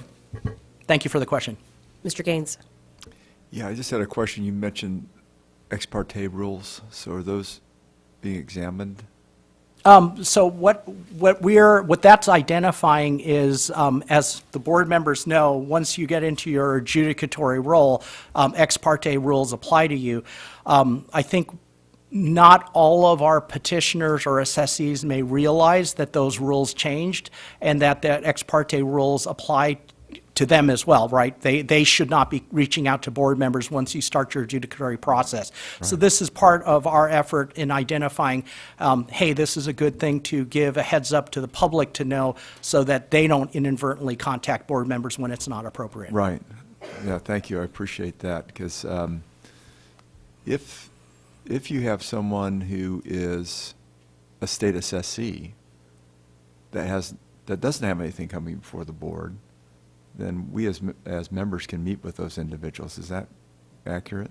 As long as they don't have a pending matter in front of the board or, Right. or intending to file an appeal with the board, yes. Yes. Yeah, so I think that clarification would be helpful too for us as members, so that we Absolutely. just understand clearly what we can and cannot do. But I'm glad you're reviewing that. Thank you. Absolutely. Thank you.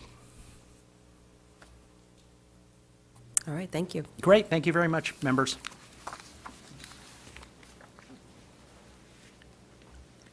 We ready to take public comment? Yes, please. We have not received a request for any in-person speaker and no written comments for this item. We will go to the AT&T moderator. AT&T moderator, please let us know if there is anyone on the line who would like to make a public comment regarding this matter. Ladies and gentlemen, to make public comment by phone, press 1-0, please.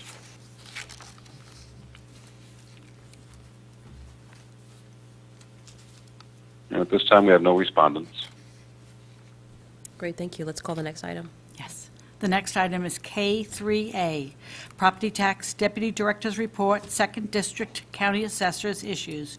Report out on issues raised by Second District County Assessors during the annual meeting of the Board of Equalization and County Assessors. This matter will be presented by Mr. Young.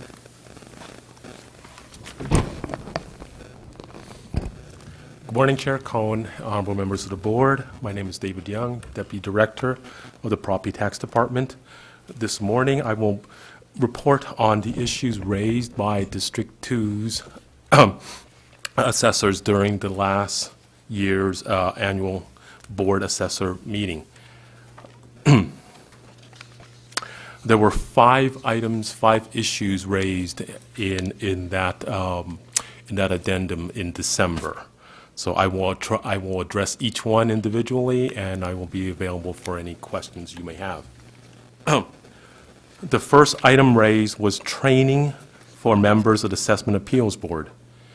County Assessment Appeals Boards resolve disputes between county assessors and taxpayers over the values of locally assessed property. It has been suggested that a training program be established to provide guidance to AAB on valuation issues. So here are some of my preliminary findings. Okay. So at first, what I did was I actually went through and reviewed the qualifications needed in order to serve as an AAB member. The qualifications are set by Revenue and Taxation Code 1624. Those qualifications are: a person is not eligible for nomination for membership on an assessment appeals board unless he or she meets one of the following criteria. A, has a minimum of 5 years professional experience in the state as a certified public accountant or public accountant, a licensed real estate broker, an attorney, a property tax appraiser accredited by a nationally recognized professional organization, or a property appraiser certified by the Office of Real Estate Appraisers. B, is a person who the nominating members of the Board of Supervisors has reason to believe is possessed of competent knowledge of property appraisal and taxation. So there's two paths to serving on the Assessment Appeals Board for a local Board of Equalization. They have to either, one, meet the 5-year requirements, or the Board of Supervisors has to deem them qualified to do so. So also in Revenue Taxation Code 1624.01, there is a requirement for assessment appeals boards to basically take a course and pass it within 1 year. So training required by Section 1624.01 includes an overview of assessment processes, elements in the conduct of assessment appeals hearings, and important developments in case and statutory laws and administrative rules. The training course will be conducted by either the Board of Equalization or by the county at the county's option.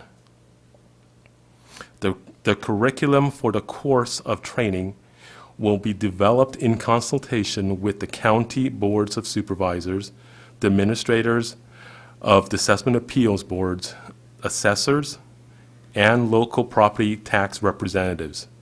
And that is also embedded in our assessment appeals manual. So the board has developed that training, and it is available on our website. It is a self-study course. The base of that training is our assessment appeals manual. So there is a guided self-paced course, and that fulfills that requirement. So the county has the option of having their board members take that, or they can do their training themselves. There is a requirement that they actually do pass that class take that class within the first year of them serving. Would Board of Equalization members be able to access this information and take it as well? Yes, the course is available on our website. There is a portion under training. If you click there, it actually differentiates between assessors, AABs, and so you could actually, if you go under AAB, that course will be available, and it's available for anybody. So it's a self-paced course. You take it, you send in the questions to the board, and the board will actually review them and correct them. So it is available. So that training is currently available, and it is on our website. Mr. Young, how long is that train? I know you said self-paced, but is there an estimated time?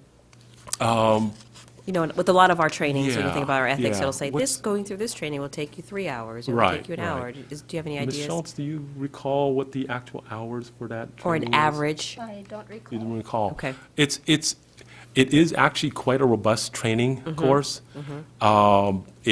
It follows our assessment appeals manual, which is approximately 30 or 40 pages long. Okay. So I would imagine it would take somebody at the very minimum 12 to 15 hours to get through. So Okay. it is quite a robust course.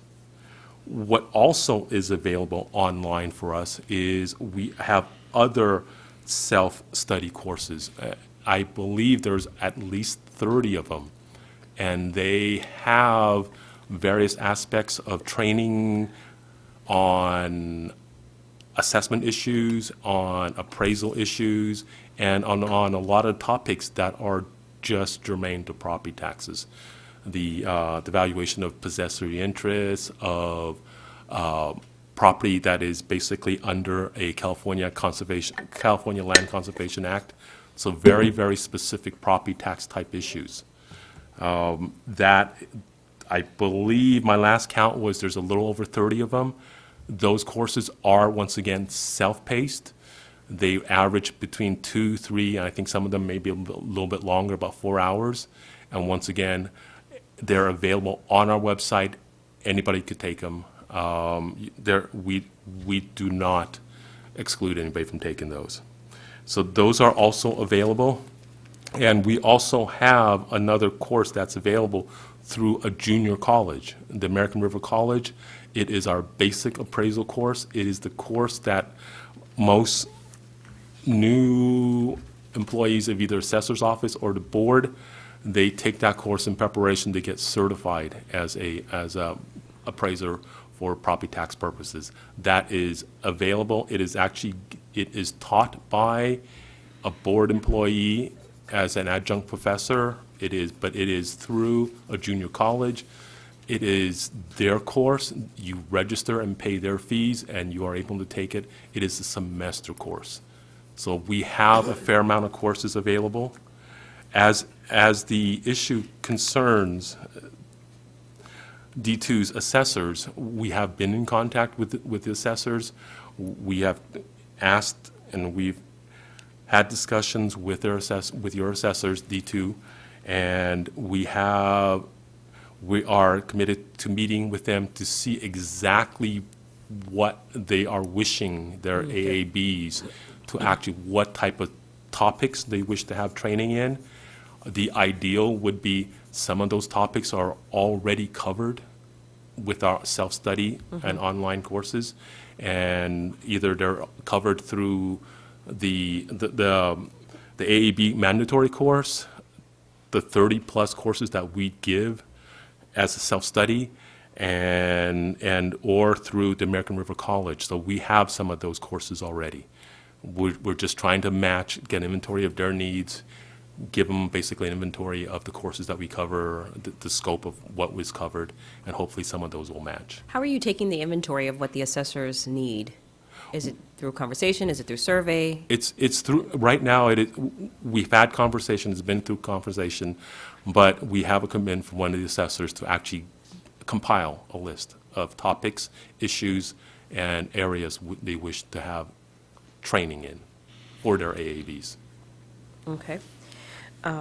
So what I'm hearing from my assessors in District 2 is that they're excited about the training module. They love that it's accessible. They want more. They're Okay. hungry for more. I'm sure you've heard this before as well. Yes. And so as you develop these modules, do you write the curriculum yourself? Is it, or how exactly does it come about? The modules that are out there, a lot of it is based on our handbooks that we've already written, and they're already board-approved guidance. Some of it is updated annually. We have a module on legislation that has passed for that year. And we're trying to develop modules that are pertinent to new developments. Our goal is permitting staff resources and whatnot. We would love to do a module on Prop 19. Topical, it's of interest to many, and it's basically new ground. Right, so I'd imagine we'd be pulling from the FAQs that are on the website. Yes. Pulling from the questions that come in. Right. As well as just of our lived experience. How Absolutely. close are you to creating that Prop 19 module? We, once again, as resources and time permits, our training staff, we have 2 full-time trainers, and so we're working them really hard. Right now, our focus is basically meeting the training needs of the assessors. We have a different level of responsibility to train assessors. And so in the last 2 years, we transitioned from live in-person classes Right. to all online, and now we're transitioning back, and we're trying to do a hybrid. So we're focused on their training needs first. AABs are definitely of concern, but we're statutorily, it's a different level of responsibility for the assessor's offices. So we are definitely looking into it. We are already fairly content-rich on that. The challenge in developing these courses, these are modules. They're made to be relatively brief, relatively condensed, and relatively concise. We realize that our courses, our full-day course, our full courses, they're 4+ days with an exam at the end. It can be a challenge for for anybody to find that kind of time and commitment to take that type of courses. So we concentrate them so that they're about 3 hours. They're concise. They give you what is needed, and they're just that. They're just modules to introduce, and we try to provide them with a lot of resources in there. All right, thank you for answering my questions. Any questions, colleagues? Yes, Mr. Gaines? Just a question of clarification in terms of our authority versus county supervisors with regards to appeals boards. So ultimately, anything that we come up with would have to be approved at the county level, would it not? Wouldn't they have to make a decision in terms of what the proper training would be for members on their assessment appeals board? The Assessment Appeals Board answers and works too, and their budget is controlled by the Board of Supervisors of that county. Yes, okay. They are only required to take one course by statute in order to sit on the Assessment Appeals Okay, Board. okay, so that's statute, so that's, Yeah. okay, that came from the legislature. That came from the signed by the legislature. governor. Okay, It is embedded in Revenue Taxation Code 1624. Okay. Any additional training they wish to require would be a local issue. right, okay, very well, thank you. Mr. Gaines, I just wanted to acknowledge that we are also engaging in this process, trying to facilitate the coming together. No, absolutely. I just wanted to make sure, trying to understand what the authority of the county was versus what we're doing as a BOE, and then also what the county assessor's authority is. Mr. Vasquez? Just a quick question. You mentioned you were talking about the assessors now. Do you know, what's their concept of this, the structure, I guess, of this new grant program? The new grant program? Yes, for Oh, the- okay. Or are you going to touch on it a little later? I was going to touch on that. I'll I was wait, going to I'll go, wait. I will go down all 5 items. I'll at give your- you a chance. Okay, of course. Please continue. Okay, of course. Then the next item brought up is training for county councils. Once again, we've had discussions with D2's assessors, and there is a desire for training for their county councils. I just wanted, some of my preliminary findings is that there is no statutory requirement we provide training to county councils. But that being said, we do have all those courses that I mentioned for the AABs available. It is on our website. They are able to look at it. They're able to use it. We have the American River College one through the JC, the junior college, is available. They register as anybody is able to do so. But I do mind you, it is a one semester course. It is a little bit of a commitment, but it is a very complete and robust course, and it is taught by us. And where our online self-study courses, they're already posted. There are over 30 of them. They're welcome to take it. Our commitment to, we may not be able to grade them and give them credits for continuing ed, because there is no requirement for us, for county councils to have continuing ed education as it pertains to this type of property tax. And so, once again, we are discussing it with D2's, District 2's assessors. They are amongst their list of desires and topics. We're hoping that some of them do actually fall in line with what they wish for their AABs, and that we can meet some of their needs with already existing type courses.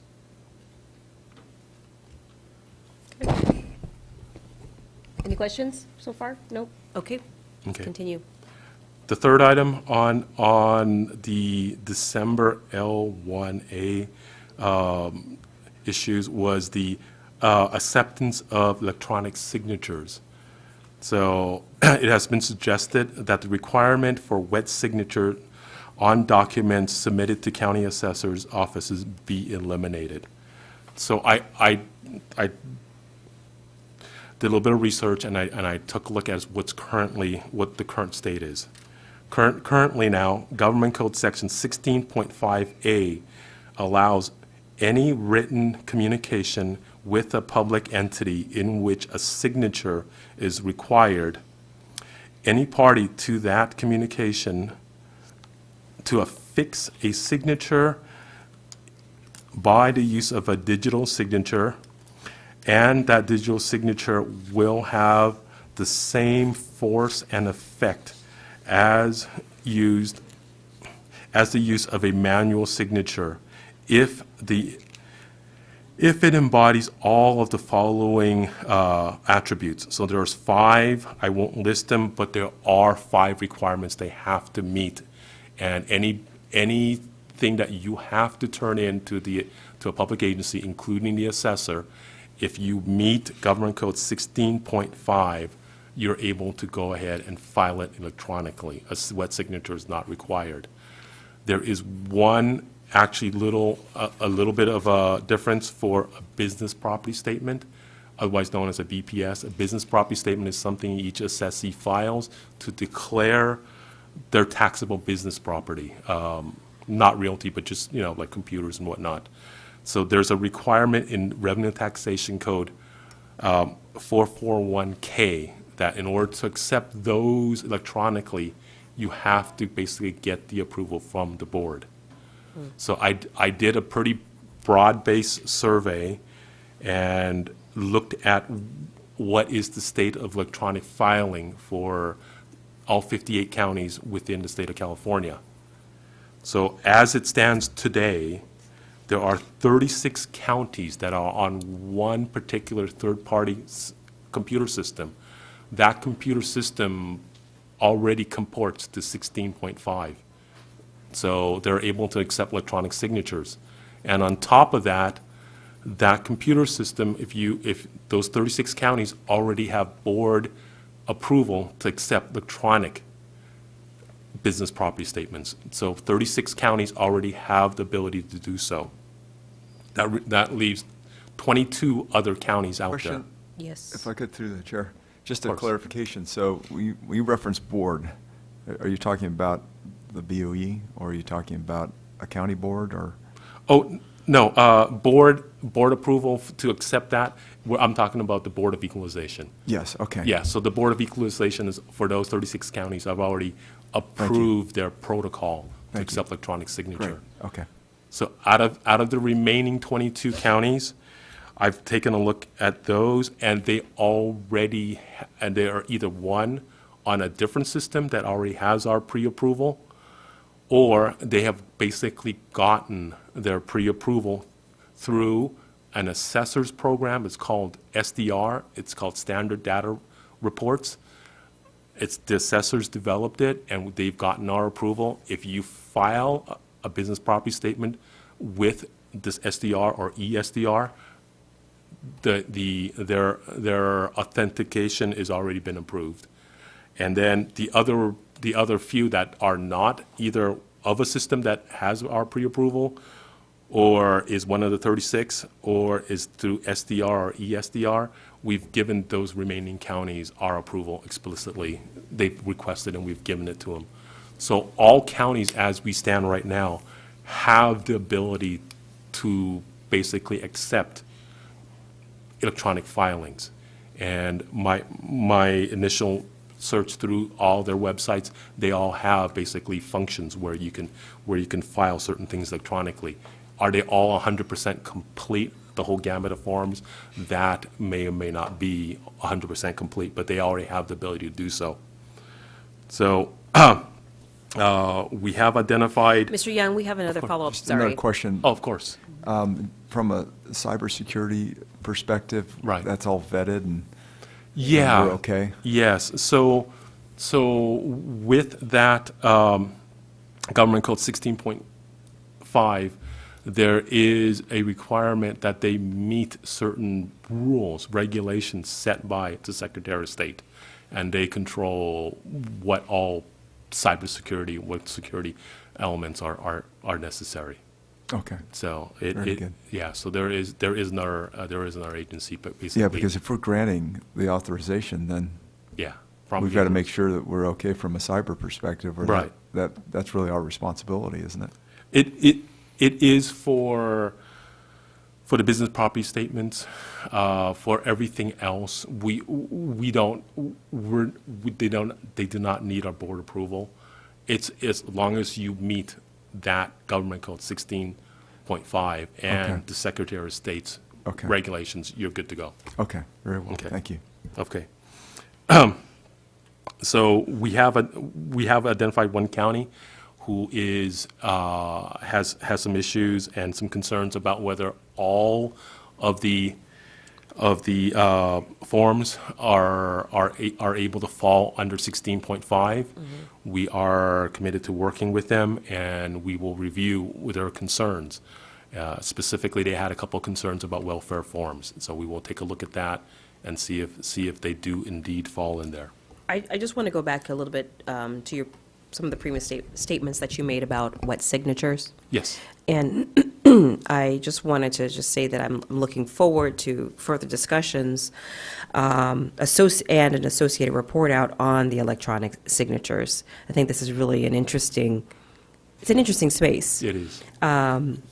It's like we're stuck between the 20th and the 21st century. A lot of our business and our practices require wet signatures, and then there are some that don't. And so I think that consistency is going to be really important, particularly as we communicate them to the taxpayers. So I understand that we are all committed to further examining this item and making sure that we identify any of the possible issues that require our attention. And I look forward to hearing your analysis. It appears that there are several concerns that exist. We've had, I think, many hearings on this for the last year and a half on this particular topic. Concerns around the requirements to comply. And so once you complete the analysis, if any issues surface, I hope that we will be able to determine whether actions are necessary. And I would imagine that the conversation would be very robust with not only our staff, but also the stakeholders, the representatives for the taxpayers, the assessors, and anyone else that I'm not thinking at the top of my mind, but just wanted to put that out there on the record. Thank you, Mr. Young. Thank you.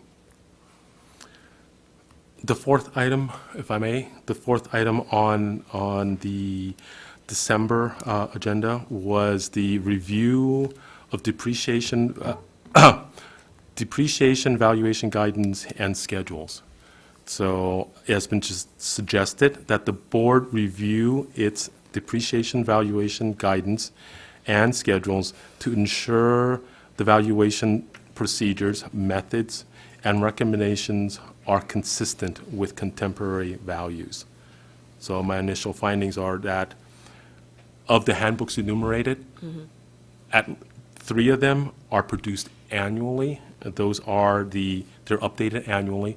Those are the AH Assessor's Handbooks 531, which provides that information for buildings. The Assessor's Handbook 534 provides the same information for rural buildings and structures, and then the AH 581. So every year, as a matter of course, we take a look at, not only do we review the methodology in which that data is compiled, but we also take a very close scrutiny of the actual inputs that we use. So on those, yes, we hear you. We're already doing it, and we do it consistently every year, and we bring it before the board for action and consideration. So that part we are already doing. There is a methodology handbook in that listed. It's the 582, and that is a book that basically delineates the methodologies, assumptions, formulas, and whatnot that we use in order to come up with that. So that is amongst our handbooks to be reviewed, but I just will let you know that the review of a handbook, especially one that is so technically dense, is a long-term project. The review itself is probably about 6 months. If there's any revision, interested parties, processes, and whatnot, that will add at least another year to it. So we are taking a look at it. We're taking a look at it informally now, and we're. I do not expect many revisions or many changes to that. It is a methodology handbook. The way to come up with this type of information, the math formulas do not change too much over time, but we are committed to taking a look at that. We have met once again with D2 assessors, and there was one concern brought up. The concern was from a county that have had questions about basically the useful life of a certain type of a business property equipment. So we have been in contact with them. We're committed to talking with them and to see what all is the issue, and then to do some feasibility as to what exactly, how do we solve your issue if it is ours to solve. So we are in contact with the county with a very specific desire and need for some guidance. Okay. Does that conclude your presentation? I have one last item, and All right. that is number 5. Okay. And that is the enhanced funding for state supplementation for county assessors program. It has been suggested that expanding this program could be beneficial due to prior successes in utilizing the program, the grant funds, to address technology and personnel challenges in local assessors' offices. So we have taken, by the way of background, the State of California's 2018 Budget Act appropriated approximately $5 million to create the state supplementation for county assessors programs, or otherwise known as SCAP. This 3-year pilot program was created to provide funding to assist county assessors in performing property assessments SCAP funds are available for both new assessment staff and technological improvements, and require a local match at the rate of one local dollar for every 2 county receives through the SCAP funding. So the SCAP funding, that was 2018, it's a 3-year program. It did not get continued for this year. Right, can you talk to us why, the reasons? What was the logic? What was the reason why that was given? The reason, I'm not a, Because it's a popular program. It's a I hear popular about it program. from assessors all the time. When you ask them, what do they want, what do they need, this is the one thing that they definitely ask for. I hesitate a little bit to speak on their behalf. I'm sure they had issues with either. When you say they, you mean the Department of Finance? Department of Finance probably had issues with its effectiveness, or maybe it was just a numbers Was it an audit issue. performed? I mean, how was their analysis given or presented to you, saying, we're not going to extend the SCAP, and here are our reasons why? What, There was an audit performed, to be quite frank with you. I've only had a very, very brief moment to look brief at it? moment to skim it. It is a very, very dense document, and I do not want to mischaracterize any of their issues or whatnot with SCAP. But be that as it may, So, do you think that it's more a product of the administration's priorities? It's just, meaning that it's just not a priority? I don't wanna put words in I don't people's want to put mouth. words Okay. in their mouth. I do not. Okay. I do not know. I won't lean in, Yeah, okay. but I wanted just to know what you knew, so Right. they're willing to share. Thank you. Yeah, of Okay. course. So in very brief, general, there is the program, as I understand it. I've been in property taxes for the greater part of 2 decades and a little bit. I'm familiar with the programs prior to SCAP. There was PTAP, and there was a successor program to Right. that.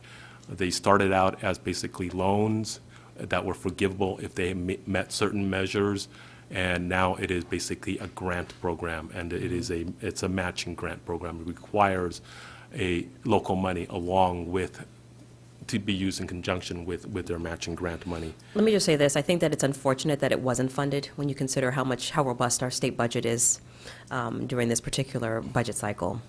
And the SCAP program greatly benefits, frankly, assessors in your district, Senator Gaines, those that just need the extra money to help them perform their tasks in a lot of the rural areas. And I think that it is short-sighted for it not to be funded. And I'm going to continue to push that the SCAP program become a priority.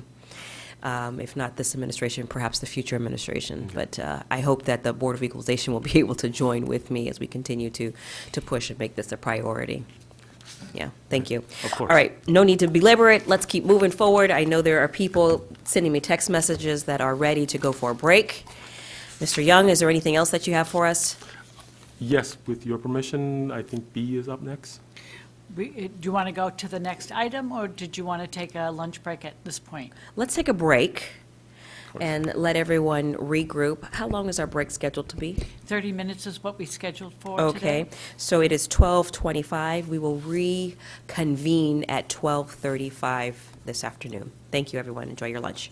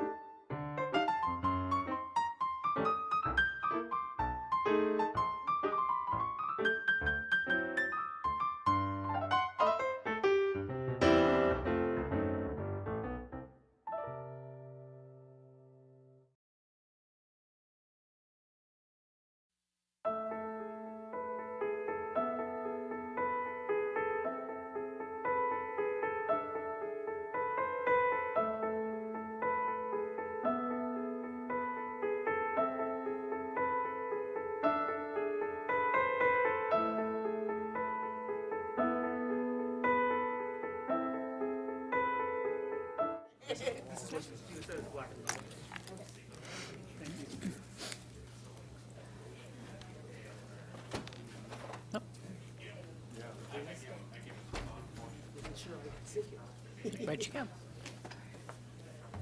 All right. All right, everyone, we're going to gavel down. Good afternoon, ladies and gentlemen. I'd like to call this meeting back into session and welcome everyone back. You're running a little bit behind. It's 12:45. We'll make it up. Ms. Rochetti, could you please call the item? The that next we left item up? is K3B, Property Tax Deputy Director's Report, Operational Updates, and Propositional 19, Implementation Actions and Guidelines and Guidance. Report on the status of pending and upcoming projects, activities, and departmental issues. This item will be presented by Mr. Young. Thank you. Mr. Young, welcome back. Mr. Young and team, I should say. It's good to see you all. Thank you very much. Thank you, Chair Cohen, honorable members of the board. David Young here, Deputy Director of Property Tax Department. I will go over 4 items for the department's implementation of Prop 19, our actions that we've undertaken so far. So the first item is, as Mr. Nanjo has already mentioned, we are involved in basically amending Property Tax Rule 462.520 and 462.540, and that is for the intergenerational transfers and the base year transfers respectively. The proposed language has been sent out to stakeholders through a LTA. Comments are due back at the end of this month on the 29th. At that time, we will work with legal in reviewing the comments. Our goal, as Mr. Nanjo has mentioned, will be to bring the language before the board in May for board's consideration and action. The next item has to do with the inquiries. As you've heard, we've answered about 3,000, a little over 3,000 inquiries last year. Staff continues to get a fairly decent amount of inquiries monthly. Our staff is turning those around quickly, and we are stepping up and getting those inquiries answered. The third item is staff is currently working on reviewing and revising forms as it pertains to Prop 19. We are working with the California Assessors Association. They're a form subcommittee. They are in revision right now, and once again, they will be brought before the board. After final revision, they'll be brought before the board for consideration and action. And lastly, I've mentioned our website, and in particular, we have a dedicated page to provide information on Prop 19. It is under constant review. We are taking a look at it right now to make sure all the information on there is still accurate, up to date, and comports to SB 539 and the 2 new property tax laws that SB 539 added to the Revenue and Taxation Code. So with that, I'm available for any questions you may have. Great. Let's see, colleagues, any questions? Okay. Doesn't look like we have any. Thank you. Thank you. Thank you. The next sub-item is letters to assessors, presented by Ms. Schultz. Good afternoon, Chair Cohen and honorable board members. I'm Glenna Schultz, Principal Property Appraiser over the BOE's Assessment Services Unit. Sorry about that. And Training and Certification Unit. Today, I will provide you with a brief report on letters to assessors. Attached to the agenda this month is a memo on letters to assessors, which provides a list of the LTAs that have been issued since our last board meeting. In addition, it provides a link to the BOE's website where a list of all LTAs can be found that have been issued to date. As of the date of the attached memo, BOE staff have issued a total of 16 LTAs for calendar year 2022, and 3 of those LTAs have been issued since our last board meeting. Those LTAs are summarized as follows. As already mentioned, an LTA announcing the interested parties process to promulgate amendments to Property Tax Rule 462.520 for Proposition 19 intergenerational transfer exclusions, and to Property Tax Rule 462.540 for Proposition 19 base year value transfers due to the passing of Senate Bill 539 and the addition of Section 63.2 and 69.6 to the Revenue and Taxation Code. An LTA to issue an assessment practices survey report for Sierra County, and an LTA which provides notification that the BOE, following a public hearing, amended Property Tax Rule 302, called the Board's Function and Jurisdiction.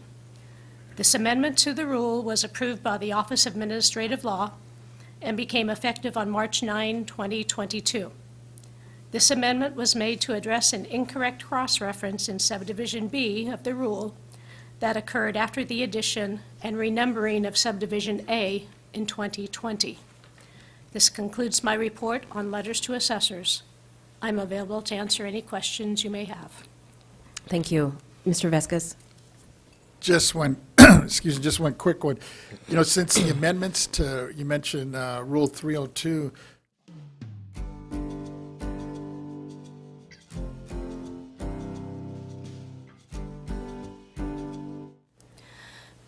No, this did not go through the interested parties process. okay, thank you. Anyone, any questions on this end, on my left? Yeah, Please. just a question, if I could, in reference to Sierra County, did you say that the survey was completed? I'm sorry, I didn't understand that. Was the survey completed for Sierra County? Was Sierra County, Yes. was a survey completed for Sierra County? Yes. Yes. Yes. Okay, great. I'm just curious. See how important it is to translate? Yeah, thank you. We need that button. All right. But I'm just curious in terms of, it's one of the smallest counties in the state. I think Alpine is the smallest population-wise. But can you tell me just a little bit about how a survey is conducted for a county of that nature versus LA County? I'd be more than happy, if I may, I'd be more than happy to address that. With the county of that size, we all, the basic rules of engagement are about the same. What we do is we send, before we go, we send them a list of documents that we would need in order to do so. But, and then we schedule a time where we show up, now that we're going back to live in-person type surveys. Prior to this, last 2 years, we've been doing it mostly all remotely and virtual, and remotely by computer or by phone. But with these smaller counties, the main difference is we are very sensitive to our folks coming into their office. Our presence is more of a disruption for the smaller counties. As you've already mentioned, Sierra's amongst the smaller counties. Alpine is probably the smallest. They have a staff of like 3.5 PYs. When we send our staff in, we double the size of their office, and our footprint can be an issue. So we take particular care in scheduling and having our folks go in and asking for documentation and whatnot. We try to always tailor it to the county in which we are surveying. Great, thank you. Of course. I know Assessor Marshall does a good job up there Absolutely. with limited Absolutely. resources. And I know we had talked a little earlier about the grant monies available. And that's an example right there where they were able to maximize grant money to upgrade some of their technology within their office. And so I just wanted to highlight that. Thank you. That's fantastic. Thank you. All right, let's keep going. What's this next Yes. sub-item? The next sub-item is appraisal, training, and certification presented by Ms. Schultz. I will now provide a brief report on the BOE's appraisal, training, and certification program. Since our last board meeting, we have taught 2 more virtual classes of our most requested courses.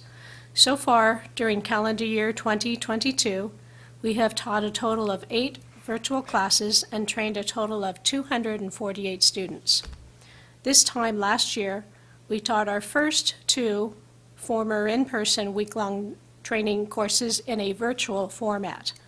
Thus, having taught 8 virtual classes this year, we are well on our way to surpassing what we accomplished last year. In addition, BOE staff sent out the annual training needs questionnaire to all 58 county assessors, training coordinators last month in order to provide the BOE with their training needs for the coming 2022-23 fiscal year. BOE staff will be getting together this month to go over those returned questionnaires and determine the training schedule and locations for the upcoming fiscal year. Our plan is to provide some in-person taught classes, some virtually taught classes, and some short 1 to 3 hour virtually taught workshops on specialty topics such as mineral property, California Land Conservation Act properties, and taxable possessory interests. To accomplish this, we plan on utilizing existing BOE training staff and other certified BOE staff from other sections within our office, as well as partnering again with assessor staff that we have certified as BOE trainers to teach our courses.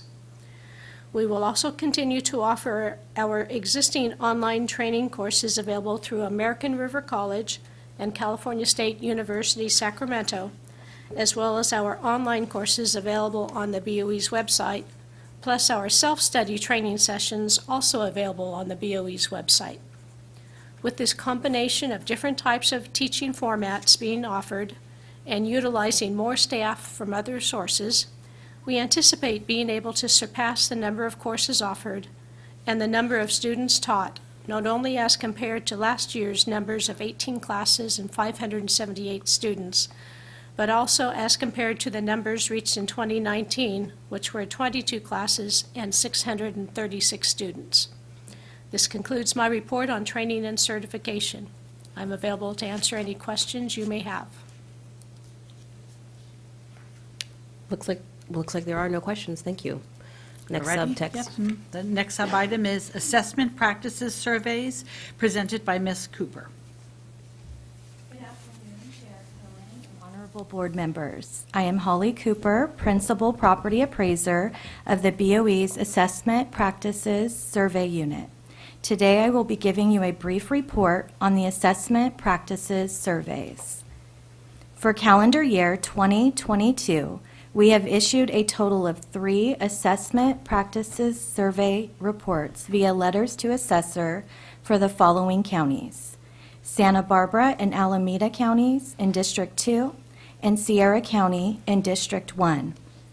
In addition to these 3 counties, we are actively working on completing surveys and/or samples for 11 other counties, 6 in District 1, 3 in District 2, 1 in District 3, and 1 in District 4. This includes Stanislaus County in District 1, which was published last week. Due to the recent publication date, it was not included in the Letters to Assessor memo provided by the Assessment Services Unit. However, it will be included in next month's report. The other surveys and/or samples are in various stages of production.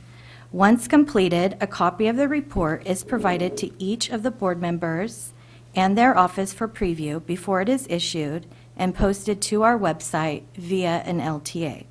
Staff will continue to conduct their surveys and samples remotely for the next 2 months. However, part of our process improvement plan, we will be transitioning our staff over to a more hybrid plan for conducting the surveys and samples for the upcoming 2022-23 fiscal year. As staff begins to travel again, we will go back to conducting our surveys in person. However, we will continue to collect some information remotely as deemed appropriate, as we have found that some things are more efficient and less impactful to the assessor when being collected remotely. We plan to work closely with each assessor and their staff to determine the best way to conduct each survey and how to collect the necessary information in the least impactful way. In addition to implementing this hybrid plan of conducting the surveys and/or samples, BOE staff has implemented other changes to the program, not only to improve inefficiencies, but also to provide more meaningful training to BOE staff. We have refocused our scope on the more core topics of the survey, so BOE senior staff have the ability, as subject matter experts, to train, develop, and mentor new staff as they come on board.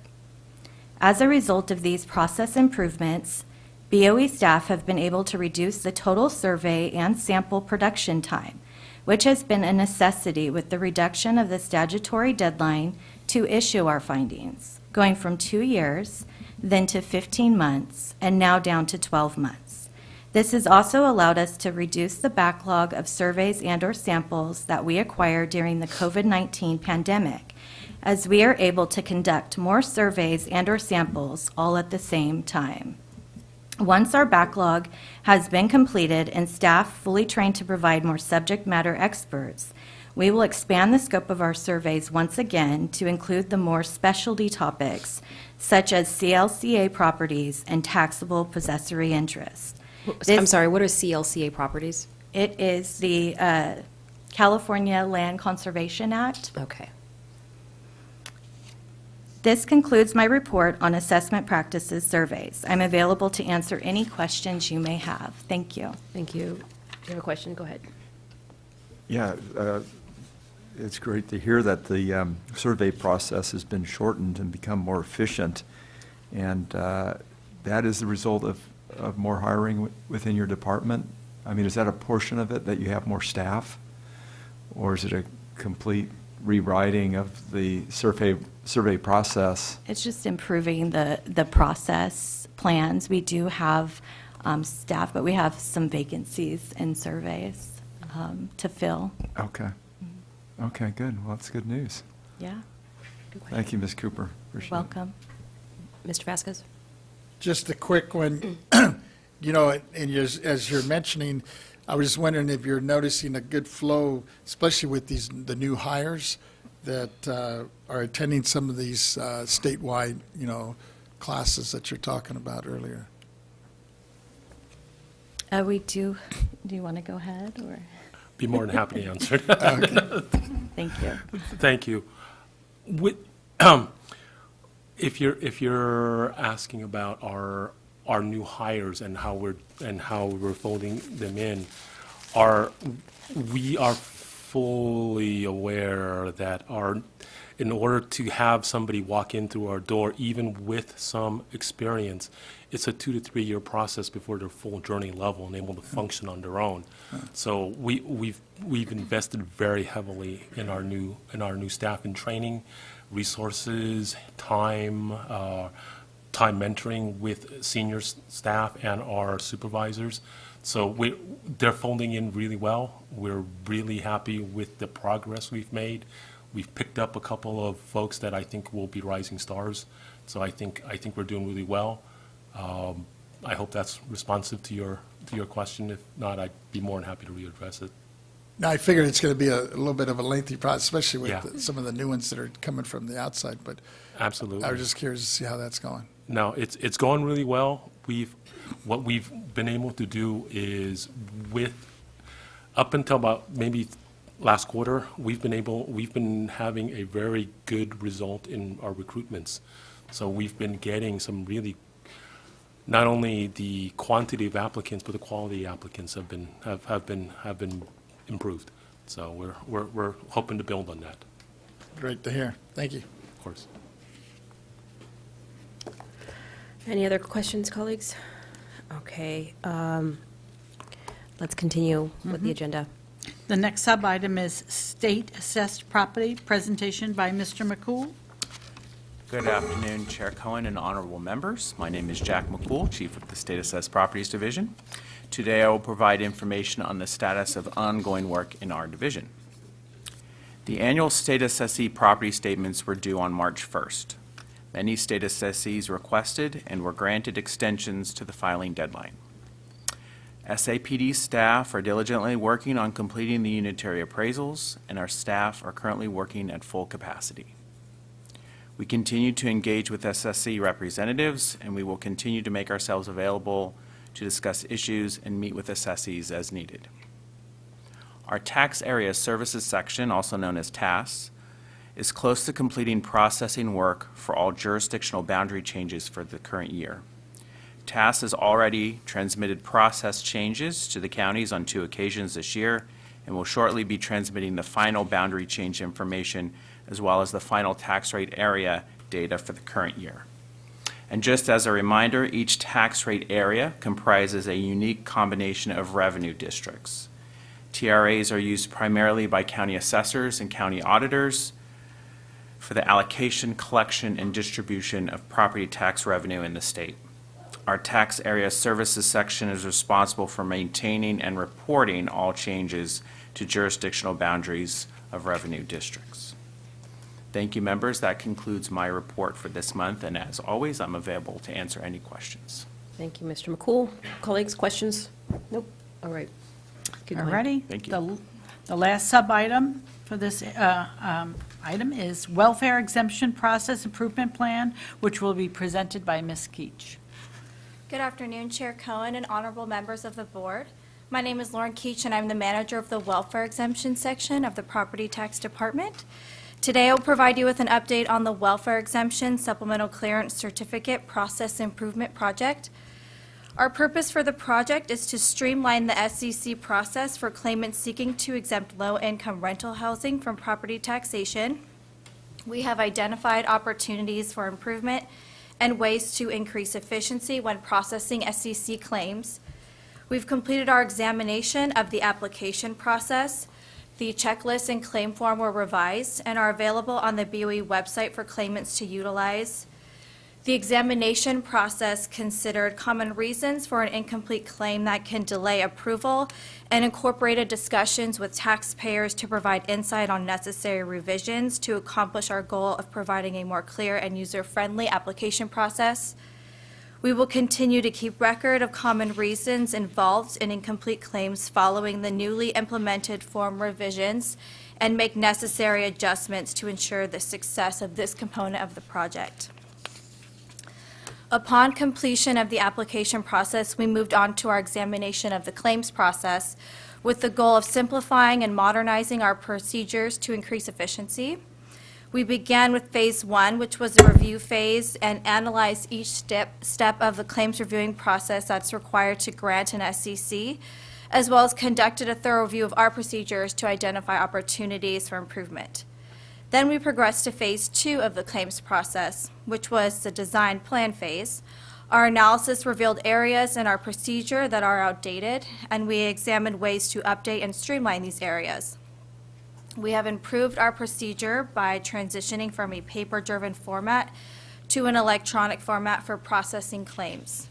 We are now in Phase 3 of the claims process, which is the execute phase, and have begun Phase 1 of the approval process. In our review of the approval process, we are analyzing each step of the claims approval process that's required to grant an SEC and examining our procedures for necessary improvements. We are working toward a solution for claimants to provide documents electronically to relieve the inconvenience and delays caused by mailing and in turn increase efficiency in the approval process. This modernization to our procedure considers direct feedback and suggestions we have received from taxpayers regarding the burdens of mailing claims and supporting documents. I'm glad to report that we are making good progress as staff is working diligently and remain dedicated to this project. Lastly, this project will also include an analysis of our available resources for taxpayers. Currently, our welfare exemption webpage provides general information on filing requirements and frequently asked questions on the welfare exemption and veterans organizations exemption, but we believe further review and revisions of the webpage are warranted to provide more information regarding the application process as well as the filing requirements. We also plan to expand our current FAQs on our website to provide more questions and answers that are specifically related to supplemental clearance certificates.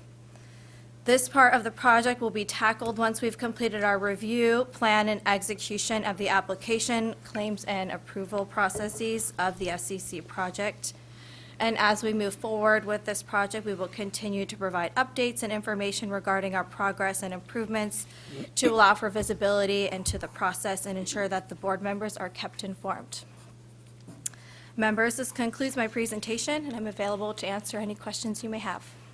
Thank you, Ms. Keach. Colleagues, any questions for Ms. Keach? Mr. Vasquez? Mr. Gaines? Just one quick one.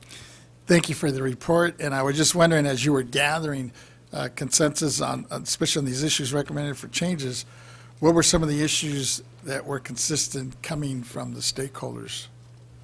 Some of the consistent issues were the incomplete claims that we receive, so having to amend documents and resubmit documents, and then the frequent requests for expediting and those delays that are caused in incomplete claims. So that's really the main focus, how to streamline these areas with the overall goal of this project.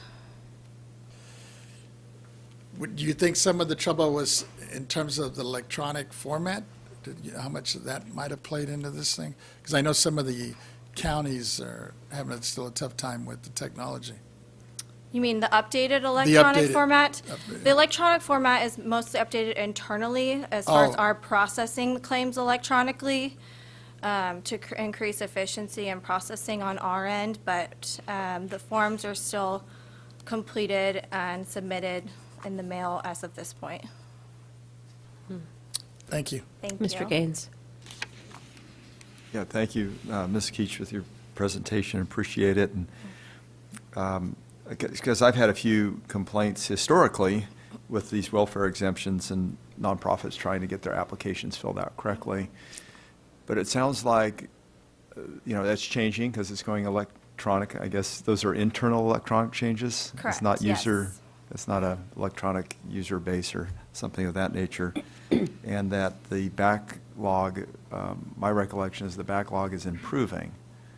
Yes, we are All right. improving the backlog, and that's part of this process as well. And Great. we're speeding up the processing on our end, which in turn improves the backlog.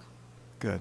And how about staffing I don't know if that should go through the director or not, but are you properly staffed in your department in terms of getting the workload done? I'm happy to report we are constantly filling vacancies, and we've had recent promotions with the unit, so we're happy to retain staff and see them work their way up in the unit and increase their knowledge. So I'm Good. trying to bring new staff in and continue to promote them within. Wonderful. That's great. Thank you. All right, thank you. Ms. Shetty? We're ready to take public comment on these items. We have not received any requests for any in-person speaker, and no written comments have been received on this item. We will be going to the AT&T moderator. AT&T moderator, please let us know if there's anyone on the line who'd like to make a public comment regarding these items at this time. Thank you. Ladies and gentlemen, if you would like to make a public comment at this time, please press 1, then 0 on your touch-tone phone. Once again, if you would like to make a comment, please press 1, then 0 on your touch-tone phone.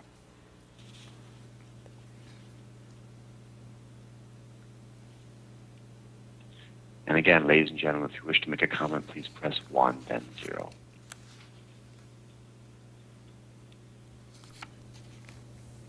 At this time, I have no one queuing up. Our next item is K4A, Legislative Research and Statistics Division's Chief Report, Legislative Issues, Update on the Administrative and Program-Related Legislative Bills Impacting the BOE. This item will be presented by Mr. Weatherby. So good afternoon, Chair Cohen, Vice Chair Schaefer, and honorable members of the board. I'm Dustin Weatherby. I'm Chief of the Legislative Research and Statistics Division. So board members, prior to moving to the PAN attachment, I will highlight a few upcoming legislative deadlines and the next steps for the legislative budget process. The legislature reconvened last week from the annual spring recess and have begun legislative work. There are several legislative deadlines coming up for the month of May, but I'm only going to highlight a couple of the upcoming deadlines. A complete list of legislative deadlines in May are included in the weekly legislative summary emailed to your office. The first legislative deadline is this Friday, April 29th, which is the Policy Committee deadline for fiscal bills introduced in their House. Next is the May 6th Policy Committee deadline for non-fiscal bills introduced in their House, and ultimately the May 27th House of Origin deadline for bills introduced in their House in 2022. Another significant legislative item is the upcoming May budget revision. As you know, the governor introduced the state's proposed 22-23 fiscal year budget in January. Soon, the governor will release a new proposed budget called the May revision, which considers new revenue figures and cost estimates based on the latest economic forecast, changes in population, and expenditures for programs. The May revision is traditionally released from early to mid-May and is the starting point for budget negotiations between the administration and the legislature. The legislature will then begin the budget hearing shortly after the release through the month of May, and the legislature must pass the budget by midnight on June 15th. And then typically the governor has 12 working days to sign the budget bill. If any substantive statutory law must be amended in order to implement the budget, then these statutory changes must be approved by the legislature and are included in pieces of legislation known as budget trailer bills. These items typically trail the main budget that has been signed by the governor. So board members, I'm going to move on to the PAN attachment, which includes a summary of the legislation affecting the Board of Equalization that is still pending the legislature. To date, no bills have been introduced or amended relating to the implementation of Proposition 19. The only measure pending is Assembly Constitutional Amendment 9 by Assemblymember Kevin Kiley, which seeks to repeal several provisions of Proposition 19 regarding intergenerational base year transfer exemptions and instead reinstate the prior rule. This bill has not been referred to committee, and the last day for the legislature to place a measure on the November 2022 general election ballot is June 30th. And then over the past months, the BOE has collaborated with the California Department of Tax and Fee Administration to include a 5-year sunset extensions for the alcoholic beverage tax offer and compromise program, and the proposed language will be included in the CDTFA offer and compromise omnibus bill. Currently, this language is not in print, so it's not listed on the PAN in front of you. So the first bill I want to highlight is Senate Bill 1494 by the Senate Governance and Finance Committee, which contains one of the board's sponsored legislative proposals to amend Revenue and Taxation Code Section 97.68 relating to a sales tax augmentation fund to correct references of Board of Equalization to the California Department of Tax and Fee Administration. The bill passed the Senate Governance and Finance Committee on April 20th and is currently on the Senate's consent calendar. The next bill is Assembly Bill 1206 by Assemblymember Bennett, which will require that a rental unit continue to be treated as occupied by a lower income household when the income of those occupants increases up to 140% of the area's median income, if the owner is a community land trust whose land is leased to low-income households for fiscal years 2022-23 through 27-28. The board voted at the February board meeting to support AB 1206. The bill passed the Assembly January 31st and is still pending a referral to a Senate committee. The final bill I want to highlight is Assembly Bill 1733 by Assemblymember Quirk, which would provide the flexibility for state agencies to hold meetings via teleconference, and it has been double referred to the Assembly Governmental Organization Committee and the Assembly Business and Professions Committee.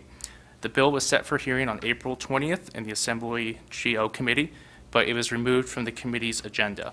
The bill was double referred and must pass both committees by the April 29th Policy Committee deadline for fiscal bills. So this will conclude my presentation on this item, and I'm available to take any questions you may have. Thank you. Yes. Thank you for your report, your updates. I was just, my question is regarding AB 1933, the Freeman Bill. And I understand the bill will expand the welfare exemption to owner-occupied residents sold only to low-income first-time homebuyers, provided the property is owned and operated by a nonprofit corporation that is organized to build and rehabilitate residents, subject to a 45-year record agreement per section 214.15.1. Have we or other agencies produced any data estimating how many homebuyers would benefit under this bill if it was to pass? Thank you for that question, board member. So the BOE doesn't have any data specific to how many units would be created. In the legislative analysis of AB 1933 that was just released this morning, the bill sponsors did provide us with some data on 11 developments that they produced in Los Angeles County. And then staff went through those 11 developments and chose 3 developments that applied only to low-income households, and then kind of provided a revenue estimate based upon if that bill was in effect, how many, what would the local property tax estimate be. But there's no data out there that we can forecast on how many units would be created.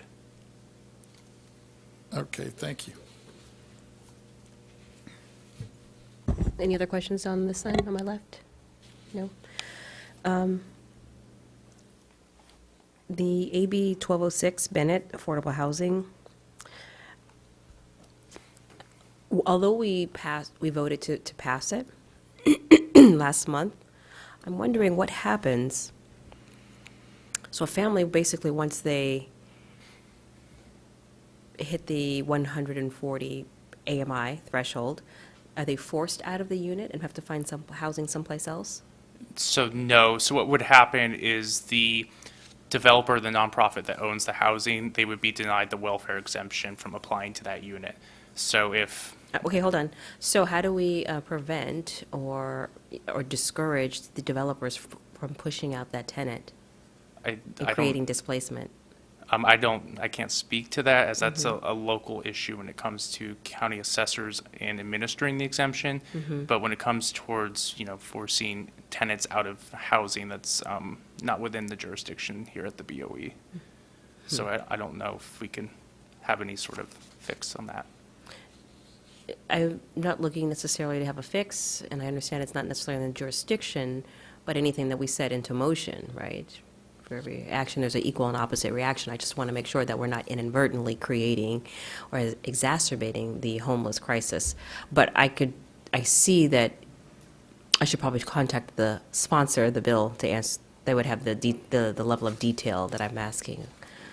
Yeah, the exemption itself would only be denied to the actual taxpayer, but the individual that's living in the unit wouldn't be forced out of the unit. Right, For example, if understood. you think of an example where you have maybe a 4-member household and it's, 2 kids and one of the partners gets a job and then they go over that 140% income, what's going to happen is when the audit is done on that particular taxpayer and the county assessor comes back and sees that of, let's say, 50% of the units were rented to below 140%, and there's a couple that went above, they just remove the exemption from the tax from applying to those units. So then the taxpayer would just pay an additional tax on it. Right, I understand that, but I also understand a little bit about how the affordable housing world also works, and they wouldn't be too happy to be paying taxes on units that they anticipated on paying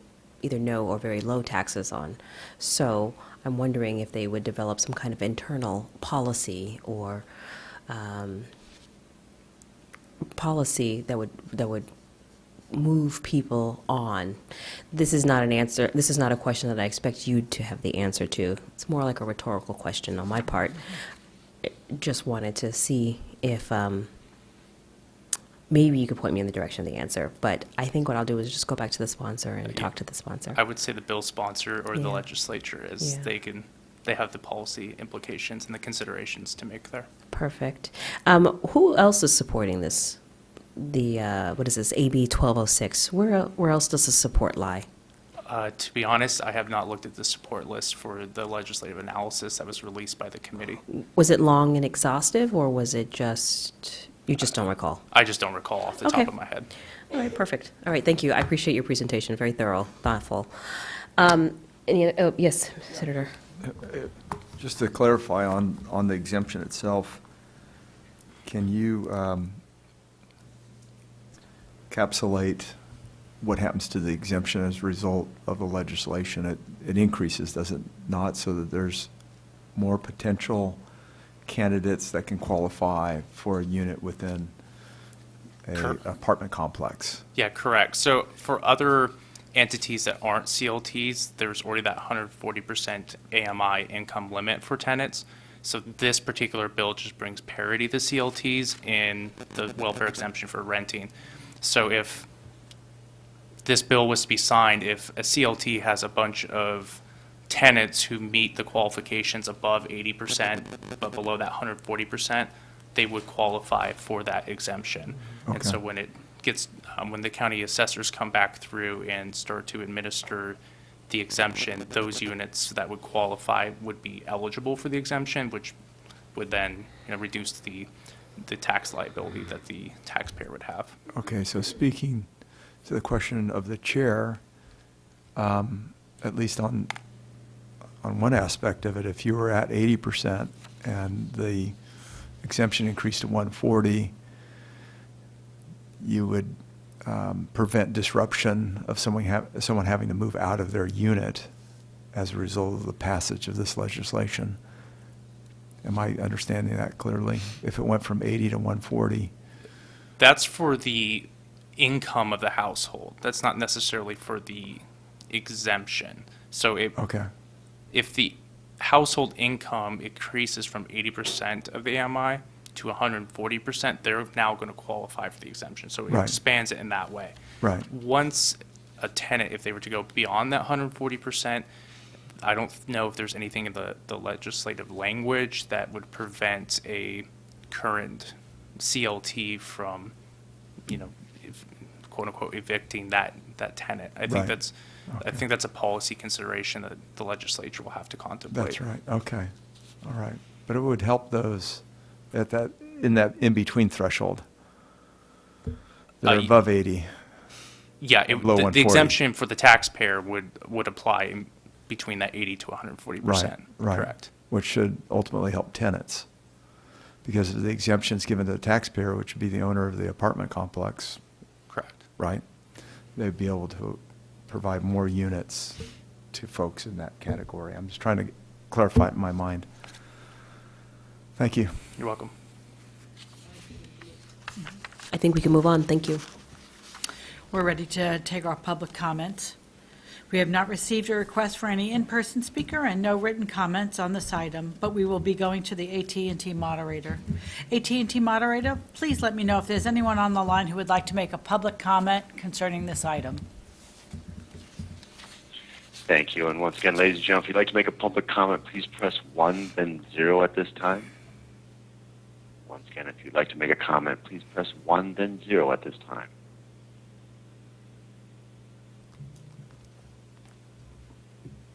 Currently, I have no one in queue. Great, thank you very much. Let's call the next item. The next item is K5A, Taxpayers' Rights Advocate Office Report, Operational Update, Update on Activities of the Taxpayer Rights Advocate Office, including Proposition 19, Education and Outreach, and other matters.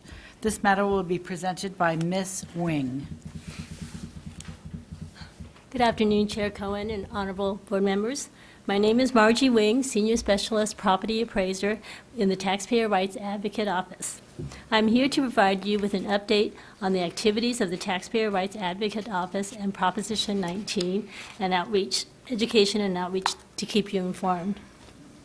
Our agency's advocate, Lisa Thompson, extends her apologies for not being able to attend today, as she is attending a Assessors Association Conference.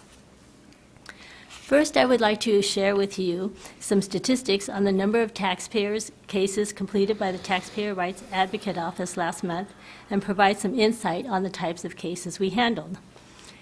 In March 2022, we completed 22 cases.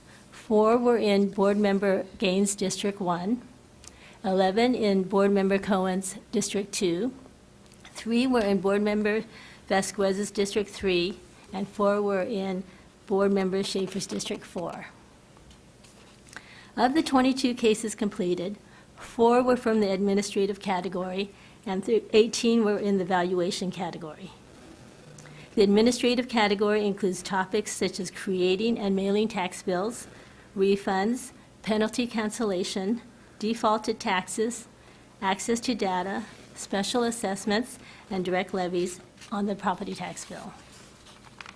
The valuation category includes topics such as change in ownership, declines in values, appraisal methodology, exclusions, exemptions, new construction, actual enrollment of values, general property taxation, and assessment appeals.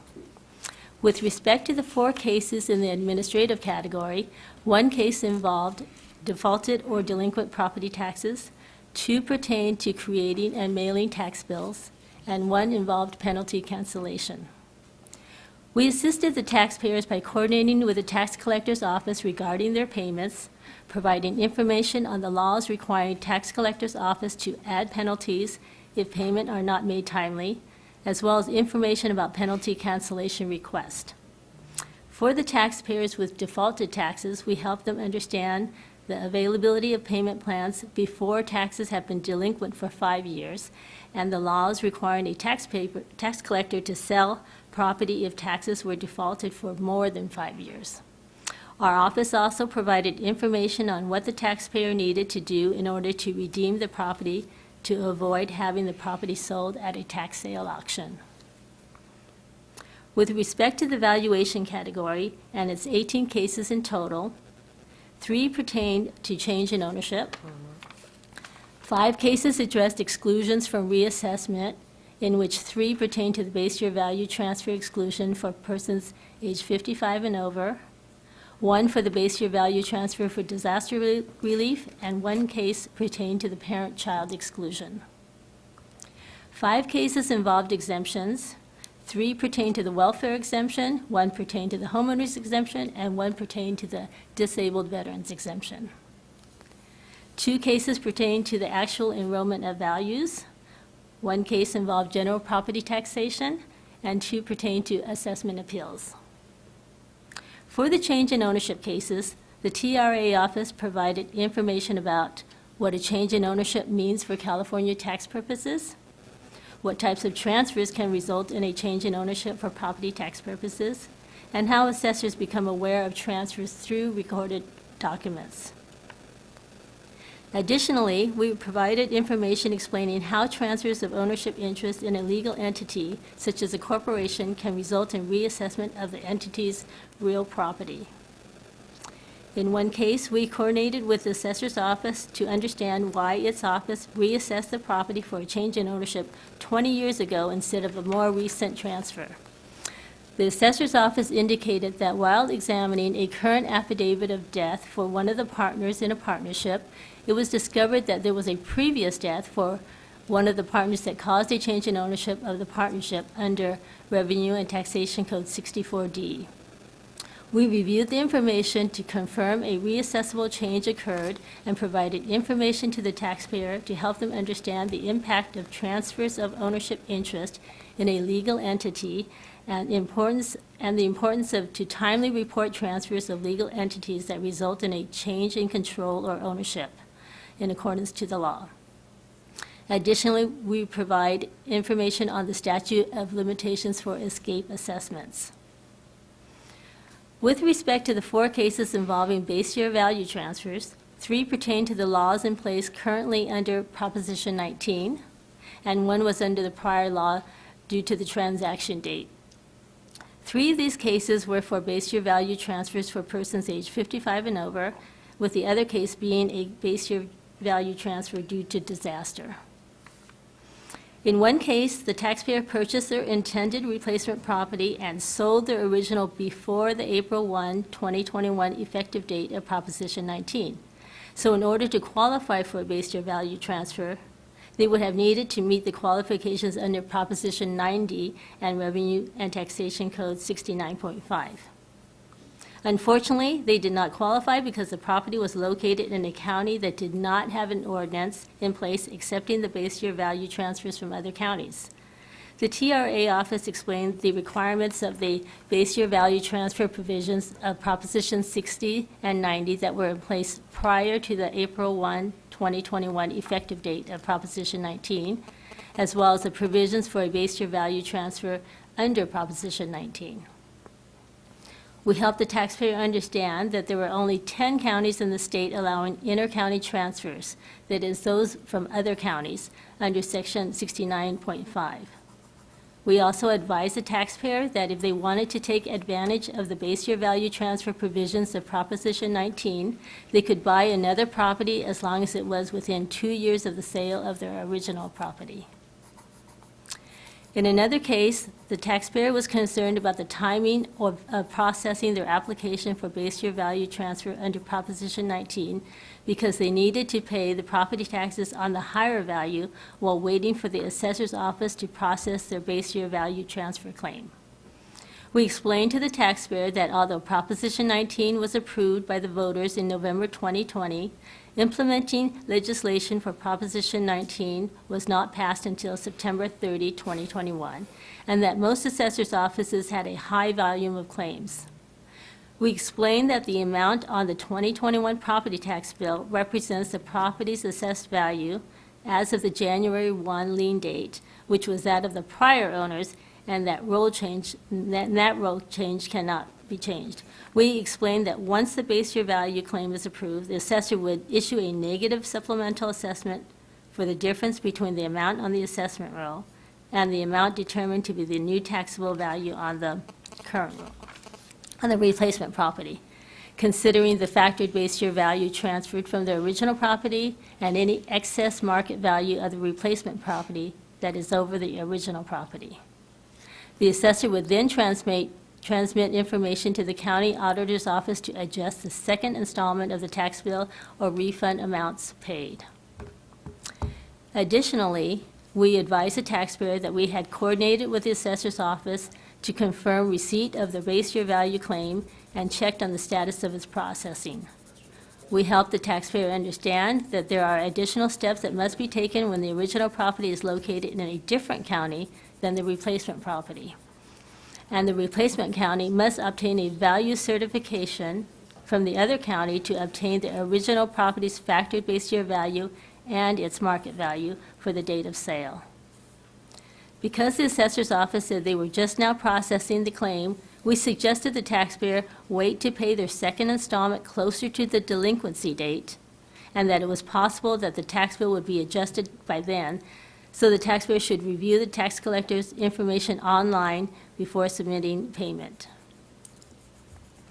The third base year value case involved demonstration that the taxpayer was living in the original property as a principal residence within 2 years of the purchase of the replacement. We helped the taxpayer understand that it was not required that the original property had to be granted the homeowner's exemption, but that it had to be eligible for it, and provided information as to the various ways the taxpayer can demonstrate to the assessor that they were living in the property within 2 years of buying the replacement property.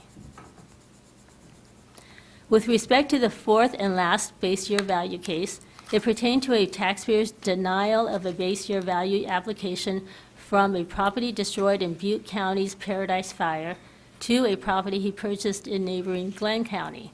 We looked into the situation and determined that he made the purchase before Glenn County had adopted an ordinance accepting base year value transfers from other counties under Proposition 110. We explained the requirements to qualify for the base year value transfer, and that although Glenn County had adopted an ordinance accepting disaster base year value transfers from other counties, unfortunately, it was not effective until after the taxpayer had purchased the property. We further explained that if he decided to rebuild the property on the same site of his former home that had been destroyed in the fire, or buy another home in Butte County within 5 years of the disaster, he would qualify for base year value transfer under the disaster provisions. The final exclusion case pertained to the parent-child exclusion. In this case, the taxpayer had inherited property as a result of her mother's death, but she was not aware she needed to advise the assessor of the change in ownership within 150 days of the date of death, and record the affidavit of death into the title of the property and file a claim to receive the exclusion from reassessment under the parent-child exclusion. The assessor's office reassessed the property, which resulted in a substantial increase in the property's assessed value and generated 2 years of increased taxes, one for the supplemental assessment and one for the escape assessment. The taxpayer was worried about not being able to pay her property taxes and stay in the home. We coordinated with the assessor's office on processing of this taxpayer's parent-child exclusion, and they submitted the necessary paperwork to the auditor's office to reverse the supplemental and escape assessments. With respect to the 3 welfare exemption cases, we assisted the taxpayers by coordinating with the assessor's office where the property was located regarding its processing of the welfare exemption claim, or coordinating with our agency's property tax department regarding the organization's organizational clearance certificate application.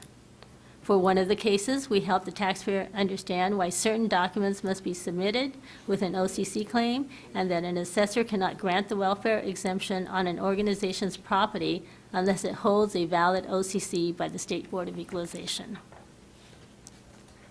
The remaining 2 exemption cases involve the homeowner's exemption and disabled veterans exemption.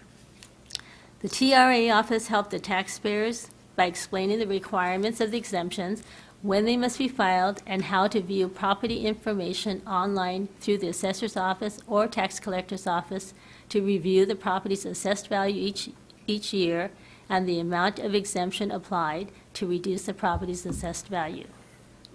Additionally, for the disabled veterans exemption case, we helped the taxpayer understand that the disabled veterans exemption did not apply to a child of the deceased disabled veteran, and the law only applied to the unmarried surviving spouse of a deceased disabled veteran. We explained in order to extend the disabled veterans exemption to a child, it would require a change to the California Constitution as well as statutory changes. As to the cases for enrollment of values and general property taxation, 2 involved valuation issues and the other involved a taxpayer wanting relief from property taxes. In one of these cases, the taxpayer contacted our office with concerns that the assessor had overvalued the property due to the incorrect square footage after new construction occurred. We coordinated with the assessor's office and explained to the taxpayer that they could request the assessor's office to do a physical inspection of the property, and then they would review the value. In another case, the taxpayer disagreed that the assessor could enroll escape assessments on a partial interest transfer that occurred more than a decade ago. We confirmed that the assessor's office could go back and correct the base year value, and that although it could not enroll the supplemental assessment, the law required issuance of escape assessments for a certain number of years within the statute of limitations, and that's 4 years. In the case where the taxpayer not wanting to pay property taxes because she was a senior and looking for relief from property taxes, we explained that the law did not allow for property to be exempt because it is owned by a person of a particular age. We provided the taxpayer with a summary information on the property tax postponement program administered by the State Controller's Office, and where she could find further details on it if she was having financial hardship. The remaining case pertained to assessment appeals. We assisted one taxpayer by providing information on County Assessment Appeals Board decisions and our agency's role regarding local appeals. We also explained the recourse that the taxpayer has if they disagree with a local Assessment Appeals Board decision. With respect to the other case, we coordinated with the county clerk of the Board of Supervisors regarding an appeal application that was initially determined to be invalid. The issue was later resolved with the appeal application being reinstated. May I ask a question, Ms. Wing? Is there some way in the future you could provide a written report for us so that we can just read it prior to the meeting, and then if we have questions, go over them with you, instead of just kind of going through this long reading of a summary? Well, I will discuss that with my manager, Lisa Thompson. and see- Okay. So, Ms. Thompson, Ms. Stowers, do you want to say something? Yes, excuse me, Madam Chair.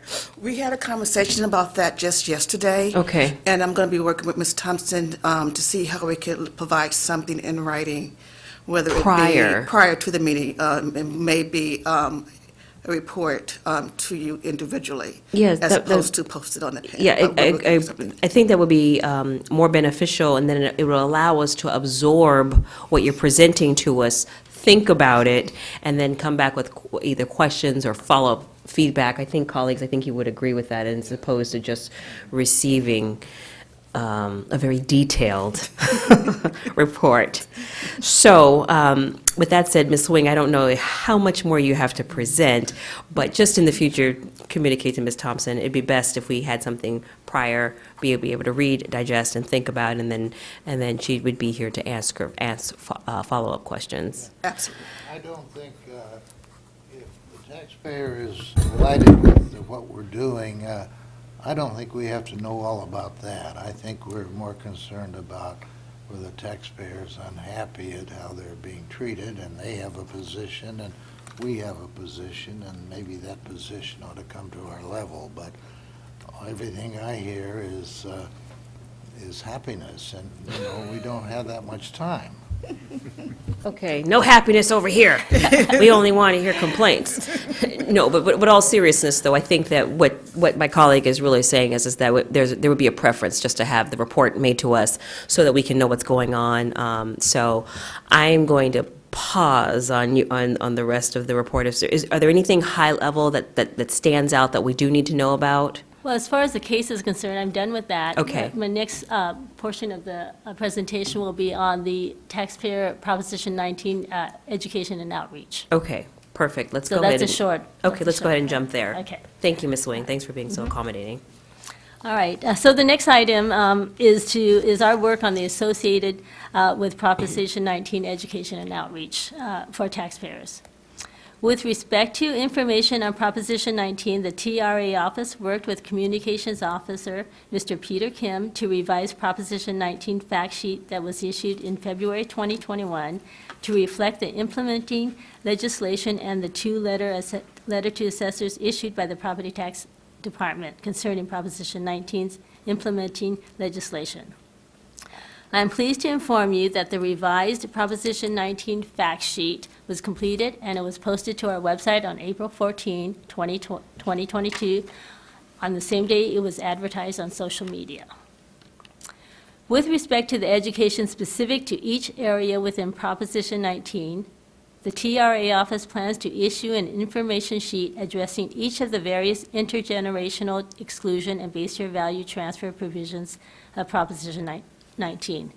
The TRA office has completed work on new information sheets for the parent-child exclusion and the grandparent-grandchild exclusion under Prop 19, as well as made changes to the existing information sheets addressing transfers that occurred before February 16, 2021, the effective date for Proposition 19's intergenerational exclusion provisions.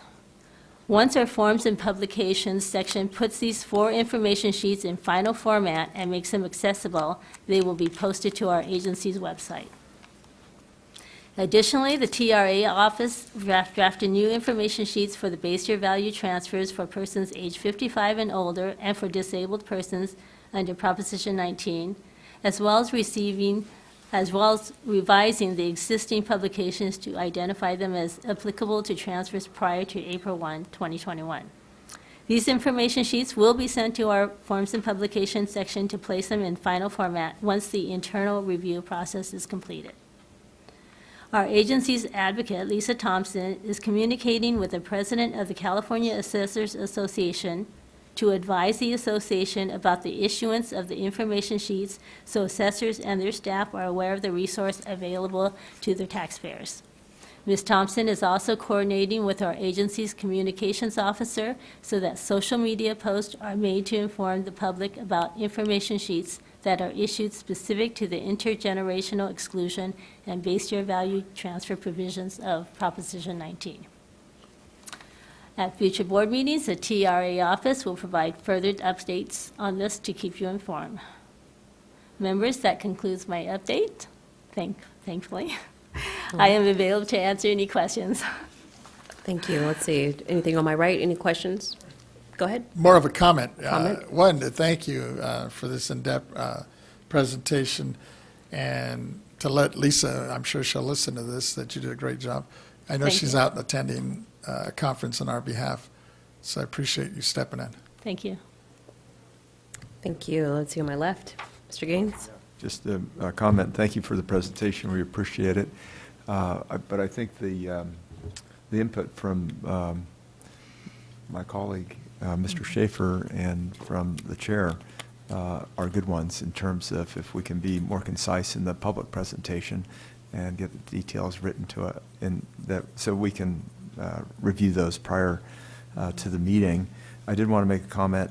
It sounded to me that of the 22 cases, were there 4 that were related to Prop 14? Did I, Prop 19? or Prop 19, excuse me? Yeah, I believe so. Yeah, okay, that's, I just Yeah. found that interesting. We do have a lot of questions on Prop 19 still. Yes, very well, thank you. Yeah.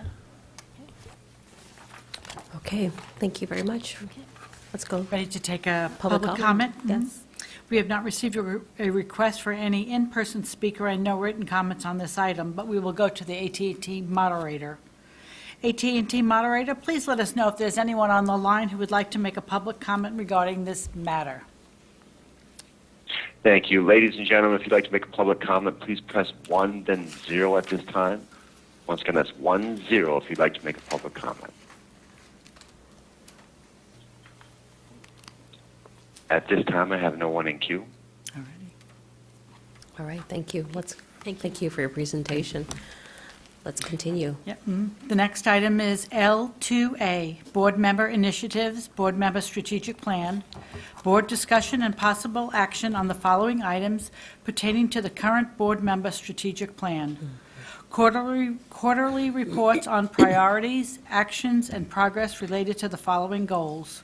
Goal 1, obtain survey reports on resources, infrastructure to fulfill agency workload and board member workload. Goal 2, identify board workload priorities to achieve statewide objectives for stakeholders. Goal 3, outline current parameters for an education and outreach plan. Goal 4, collaborate with executive director to develop scope of work on branding campaign. This matter will be presented by Chair Cohen and Mr. Vasquez. All right, thank you very much. So I'm going to yield to Board Member Vasquez. You ready? You ready? You want to kick this off? I was looking at this report, or I guess the graph, the layout here. I think it's a pretty self-explanatory. I know people just are barely receiving it for the first time.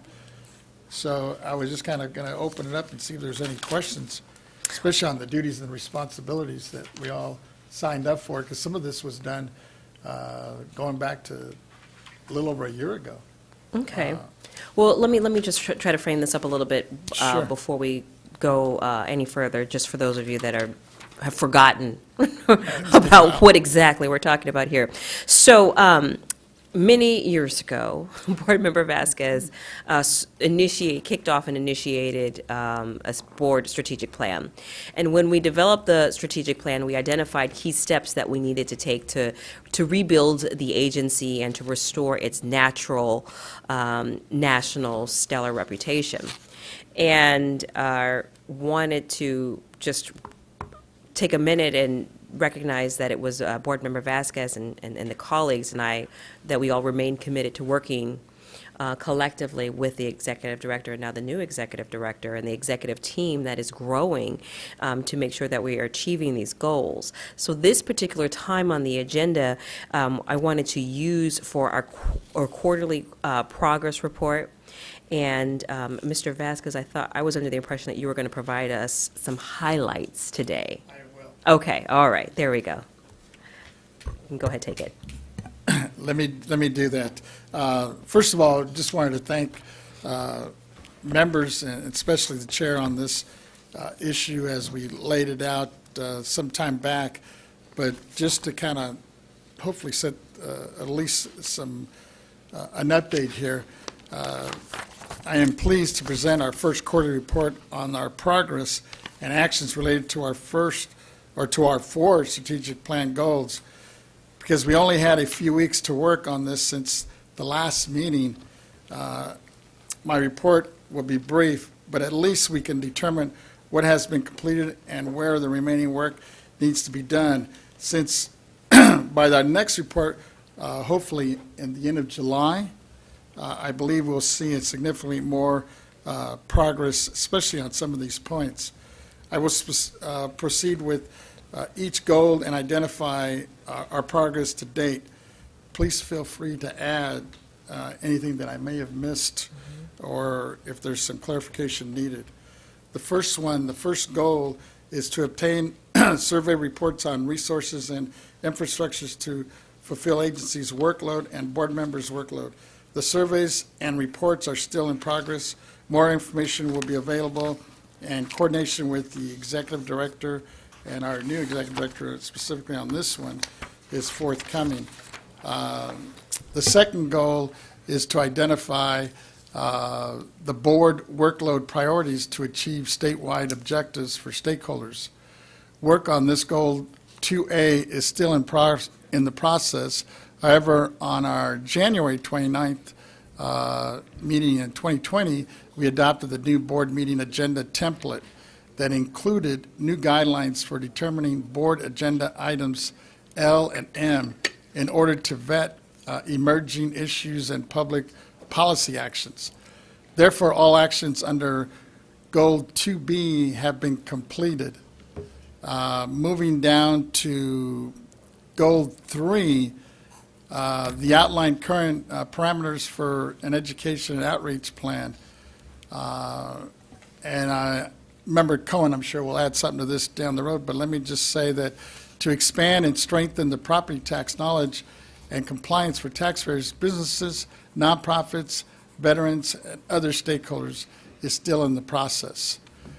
Goal 3B, establish outreach and communication guidelines, including guidelines for members, interaction with the taxpayers' rights advocates, is complete. In the board's work on the governance policy, the executive director published the operation memo number 001, Communications Protocol for the Board of Equalization members and their staff with the BOE Executive Management Team on January 14, 2021, which the board incorporated into the governance policy publication 471. And then I'll move into goal number 4, collaborate with the executive director to develop scope of work on the branding campaign. And goal 4A was to launch a 3-year branding campaign, partially completed, and Member Gaines and Member Schaefer were working on this to develop a baseline for the BOE brand established for coordination between member offices and the BOE. They met with a consultant from USC Price School for branding campaign projects, including group discussions on needs, structure, history, and member offices, and more. And then just in the wrap-up, I would say, members, I just wanted to thank you all for your feedback, your work that you've done so far. And as we can see, we are moving forward, but please feel free to ask staff or to send any progress updates to my office at any time so we can continue to add, and as we come back at our future meeting, probably if not sooner, by July, have a more in-depth progress report on some of these goals and items. And with that, let me just turn it back over to my chair. All right, great, thank you very much. Appreciate that report out. And like I said earlier, we still remain committed to the development and then, of course, the implementation of these identified goals, and working with the team, the executive team, as well as the executive director, to continue to work on our board strategic plan. My staff has submitted everything, all the documents, should people want to read our remarks. And let's see, colleagues down on this end on my left, do you have anything else to add? Yes? No? No? Okay. I think Tony gave a good synopsis on branding. Okay. We're meeting with USC and we're still in progress. Okay. So, You're thank meeting you. with USC, okay, great. Has it been a challenge to get a meeting scheduled? No, they've been occurring, yeah. So Okay. we're fine. All right, great, Thank thank you. All right, well, let's take public comment. Thank you. We have not received a request for any in-person presentation and no written comments on this item. We will go to the AT&T moderator. AT&T moderator, please let us know if there's anyone on the line who'd like to make a public comment regarding this item. Thank you. Once again, ladies and gentlemen, if you would like to make a public comment, please press 1, then 0 at this time. Once more, that's 1, 0 if you'd like to make a public comment. At this time, I have no one in queue. All right, thank you. All righty. The next item is M1, Public Policy Hearings, Discussion on the Implementation of Proposition 19, the Home Protection for Seniors, Severely Disabled Families, and Victims of Wildfire or Natural Disasters Act of 2020. There are no staff reports or external speakers for this agenda item for this month's meeting. However, persons who wish to address the board on this topic as a public comment may do so. And again, so this is just an opportunity, this is an item that we place on the agenda that allows us a placeholder and a space for people to talk, ask questions, have any kind of discussion. Let's see if there's any public comment. We have not received any requests for in-person speakers, but we have received a written comment on this item. Great. I will go to the AT&T moderator first and then read the comment into the record. Okay. AT&T moderator, do we have anyone on the line who'd like to make a public comment on this matter? Thank you. Once again, ladies and gentlemen, if you would like to make a public comment, please press 1, then 0 at this time. Once again, that's 1, 0 if you'd like to make a public comment. At this time, I have no comments in queue. Great, thank you. Thank you. Please read the public comment. Yes, the public comment was received from Vaughn McGuire on April 18th, 2022. Hello. I have serious concerns about the dramatic effect that Prop 19 will have on small rental property owners and their respective tenants. I continually hear the phrase affordable housing throughout California, and yet I do not find the referenced housing housing to ever be particularly affordable. The one area where it still does largely exist is in areas with stringent rent controls, like San Francisco and Santa Monica, that incentivize tenants to stay for long periods because the cities have severe caps on the amounts that rents can be raised each year. I almost think of these cities as having a mechanism that functions almost as it would for property owners covered under Prop 13, in that it keeps their rent payments safe from large escalations as long as the tenants do not move. A wide swath of the housing in San Francisco that was built prior to 1986 falls into this category. It's the only affordable housing that tenants have in SF. My family is one of those small property owners. We've owned a duplex in SF for 36 years, and Prop 19 stands to drive our family out of business, while likely displacing our low-rent tenants. Our current tenants have been with us for 27 years and pay roughly 50% market rate rent due to the limitations that the SF Rent Board sets on the amounts that we can raise rents each year. We think it's great. we actually do provide affordable housing and have been for decades. We've been able to do this solely because Prop 13 has provided us a stable tax base that allows us to continue to operate despite the very small annual rent increases. The removal of Prop 58 stands to unwind the relationship between our family's stable tax base and our tenants' stable rent. When our duplex is transferred from parent to child, the assessed value will rise roughly 250 to 300% on the day of our parent's death, while leaving us with no ability to raise the rent. This will force us out of business immediately, which has already happened to small property owners all over SF since Prop 19 went into effect. After we're forced out of business, the new owners will likely purchase the property with the idea of doing a owner move-in evictions or potentially doing a full Ellis Act, which will displace both tenants.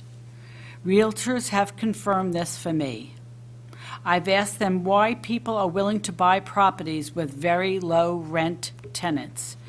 Every realtor has responded similarly. Their intent is to displace the tenants so they can live in the units or go out of business completely while replacing the current structure with something larger. Either way, the tenants are gone. I paraphrase a bit. 41% of the rentable units in California are owned by mom and pop. All rental properties stand to be fully reassessed back to market after the parent's death under Prop 19. As the heirs inherit these properties, it stands to be problematic for both tenants and heirs. At best, tenants in light rent-controlled environments will feel the squeeze from their heir, while the others keep rents maximized to offset their high property tax bills. Worst case, areas like SF with stringent rent controls will see small property owners and their respective tenants forced out. There were 0 hearings held before the legislature green-light Prop 19 onto the 2020 ballot. This is absolutely insane. Not only will Prop 19 force some non-high income earners out of the family home, but also stand to upend large segments of the rental market over the next several decades for both small rental property owners and their respective tenants. Please help. Thanks, Vaughn McGuire. Thank you, Vaughn McGuire. Yes, go ahead. Okay. Yeah, I Mr. just wanted to make a quick comment. Okay. First of all, I wanted to thank Mr. McGuire for taking the time to provide us with his written comment on the impact of Prop 19 on the owners and tenants for rental property in California. What he has described is a little bit concerning, though, because in light of the continuing shortage of affordable housing and the high numbers of household people throughout the state, that are houseless, basically, and if in his comments, or in his written comments, he states that he's the owner of a duplex. I know in Santa Monica, a duplex is exempt, so a mom and pop wouldn't be penalized on the rent control. It actually doesn't fall under the rent control. And if he lives in a triplex, it's also exempt. But being an absentee landlord, if it's just a duplex, it wouldn't take effect. Now, I know he mentions in San Francisco. I don't know if it's different in San Francisco, but at least in Santa It's always Monica. different in San Francisco. I know it is. It's a different place. So, but moving forward, I would suggest, if he's listening, or if we can get back to him, I think he needs to reach out to his legislative representative, especially for the Bay Area, and discuss this issue moving forward, because at the end of the day, it's all about trying to keep these units as affordable as possible, especially for the renters and seniors. Thank you. Yeah, absolutely. It's interesting. You heard, the speaker's name was Vaughn McGuire? Vaughn McGuire. You heard it as a man. I heard it as a woman. I don't know. Maybe I don't know. That's just it's a it's an ambiguous name. But I am really delighted that that the person took the time to write with such great detail.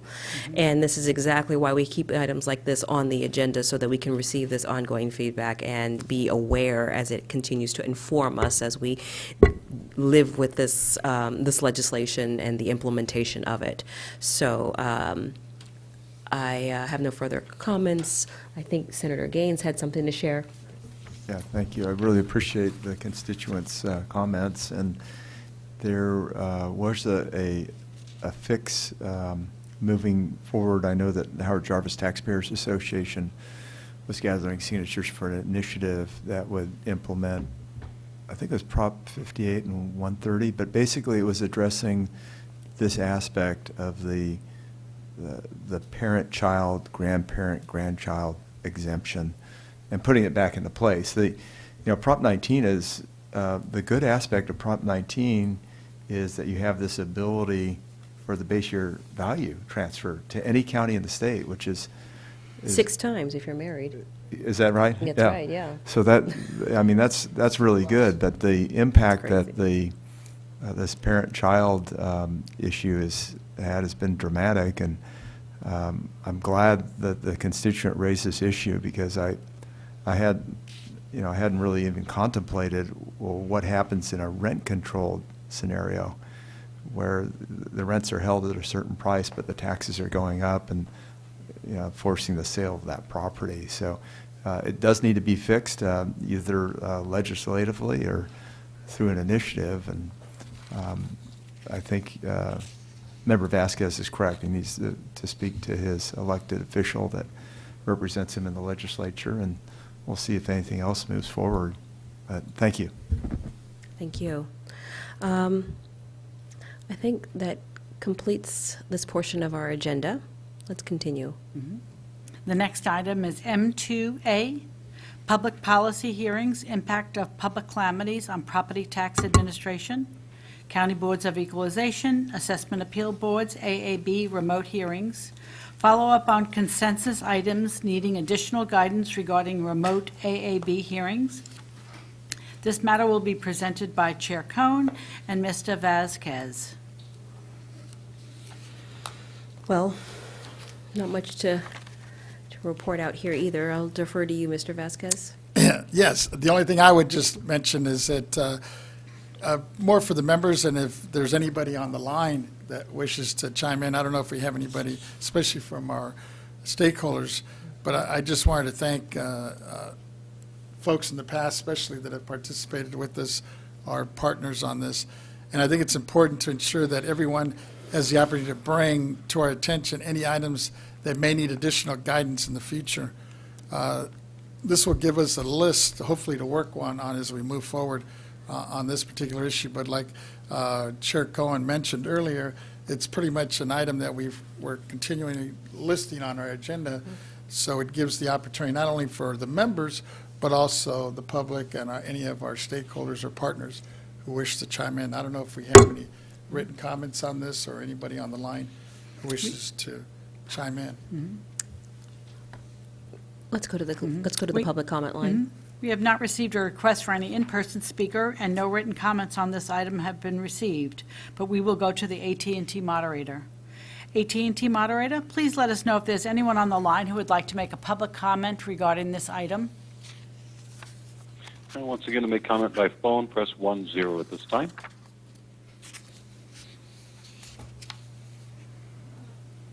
And we have no respondents queuing up. Thank you. All right, thank you very much. Yes. I would like to see the AT&T people have an obligation to come forward and say, we want to be heard. When we call out now and say, hey, AT&T, is there anybody? We may have called them just as they went to the restroom and, and might miss them. Anybody that wants to be heard today, they've got all day long to let themselves be known that when this thing comes up, I want to speak on it. So whenever we inquire, AT&T would say, we have nobody. That's what I would prefer, instead of AT&T say, let's go out and find out. See, that's what we're doing now. Yes. I think we could maybe shorten things a little bit and make it more efficient. Thank you. So I think we could continue moving on with our agenda. The next item is N, public comment on matters not on the agenda. Persons who wish to address the Board of Equalization regarding items not on the agenda, please note that the board cannot take action on any items not on the agenda. However, the board can schedule issues raised by the public for consideration in the future meetings. Thank you. Do we have any public comment? We have not received any requests for in-person presentation and no written comments, but I could ask the AT&T moderator. Thank you. AT&T moderator, please let me know if there's anyone on the line who would like to make a public comment. We have no callers in queue. Great. Thank you. All right. Well, members, do we have any final remarks of the day? Yes, Mr. Vasquez? Yes, thank you. I was hoping to do them at the beginning, but I forgot that I had this here. But so let me just, I guess, in wrap up. To me, this has been an historical month with the confirmation of the first black woman to the U.S. Supreme Court. You know, we have Judge Brown Jackson, who will become the 116th justice to serve on the Supreme Court when she's sworn in several weeks from now. She is a credit to the legal profession, having served on the District of Columbia Court of Appeal and in lower courts for 8 years, and she will bring a great perspective to the highest court in the land. I commend our President Biden for his excellent choice. And as I was sitting here earlier, as we were talking just internally, as we're passing the baton, you know, from one great CEO, Ms. Fleming, now to Ms. Stowers, who's going to fill her shoes. And I'm looking here to my right. Her shoes were obviously pretty big because Mrs. Betty Yee still hasn't found somebody to fill hers. But we're looking forward to whoever that may be in the future. But with that, I just wanted to put it out there and thank you, Madam Chair, for the opportunity. Of course. Thank you very much. Yep. Mr. Gaines? If I could, just a comment in terms of what's happening in Ukraine. And I'm just, I'm encouraged, I'm encouraged by the courage of the Ukrainians and their willingness to fight for democracy. And also, I'm glad that that we as a nation are doing what we can to supply them with what they need to fight for their freedom. So my thoughts and prayers continue to the Ukraine, and those also extend to Russians too, that hopefully we can arrive at a conclusion where democracy is saved. And thank you, I appreciate it. All right, thank you. Any last-minute comments? Yes, I'd like to remind the world that today is William Shakespeare's birthday. Okay, thank you. All right, well, ladies and gentlemen, it's good to be back in person. I want to welcome our team, a new team member, Ms. Stowers, and bid Ms. Fleming adieu. And we will continue to see you, but in a different role. And with that said, it's 2:16, and this meeting is adjourned. Thank you. The next meeting will be scheduled for May 25th, 2022. Goodbye.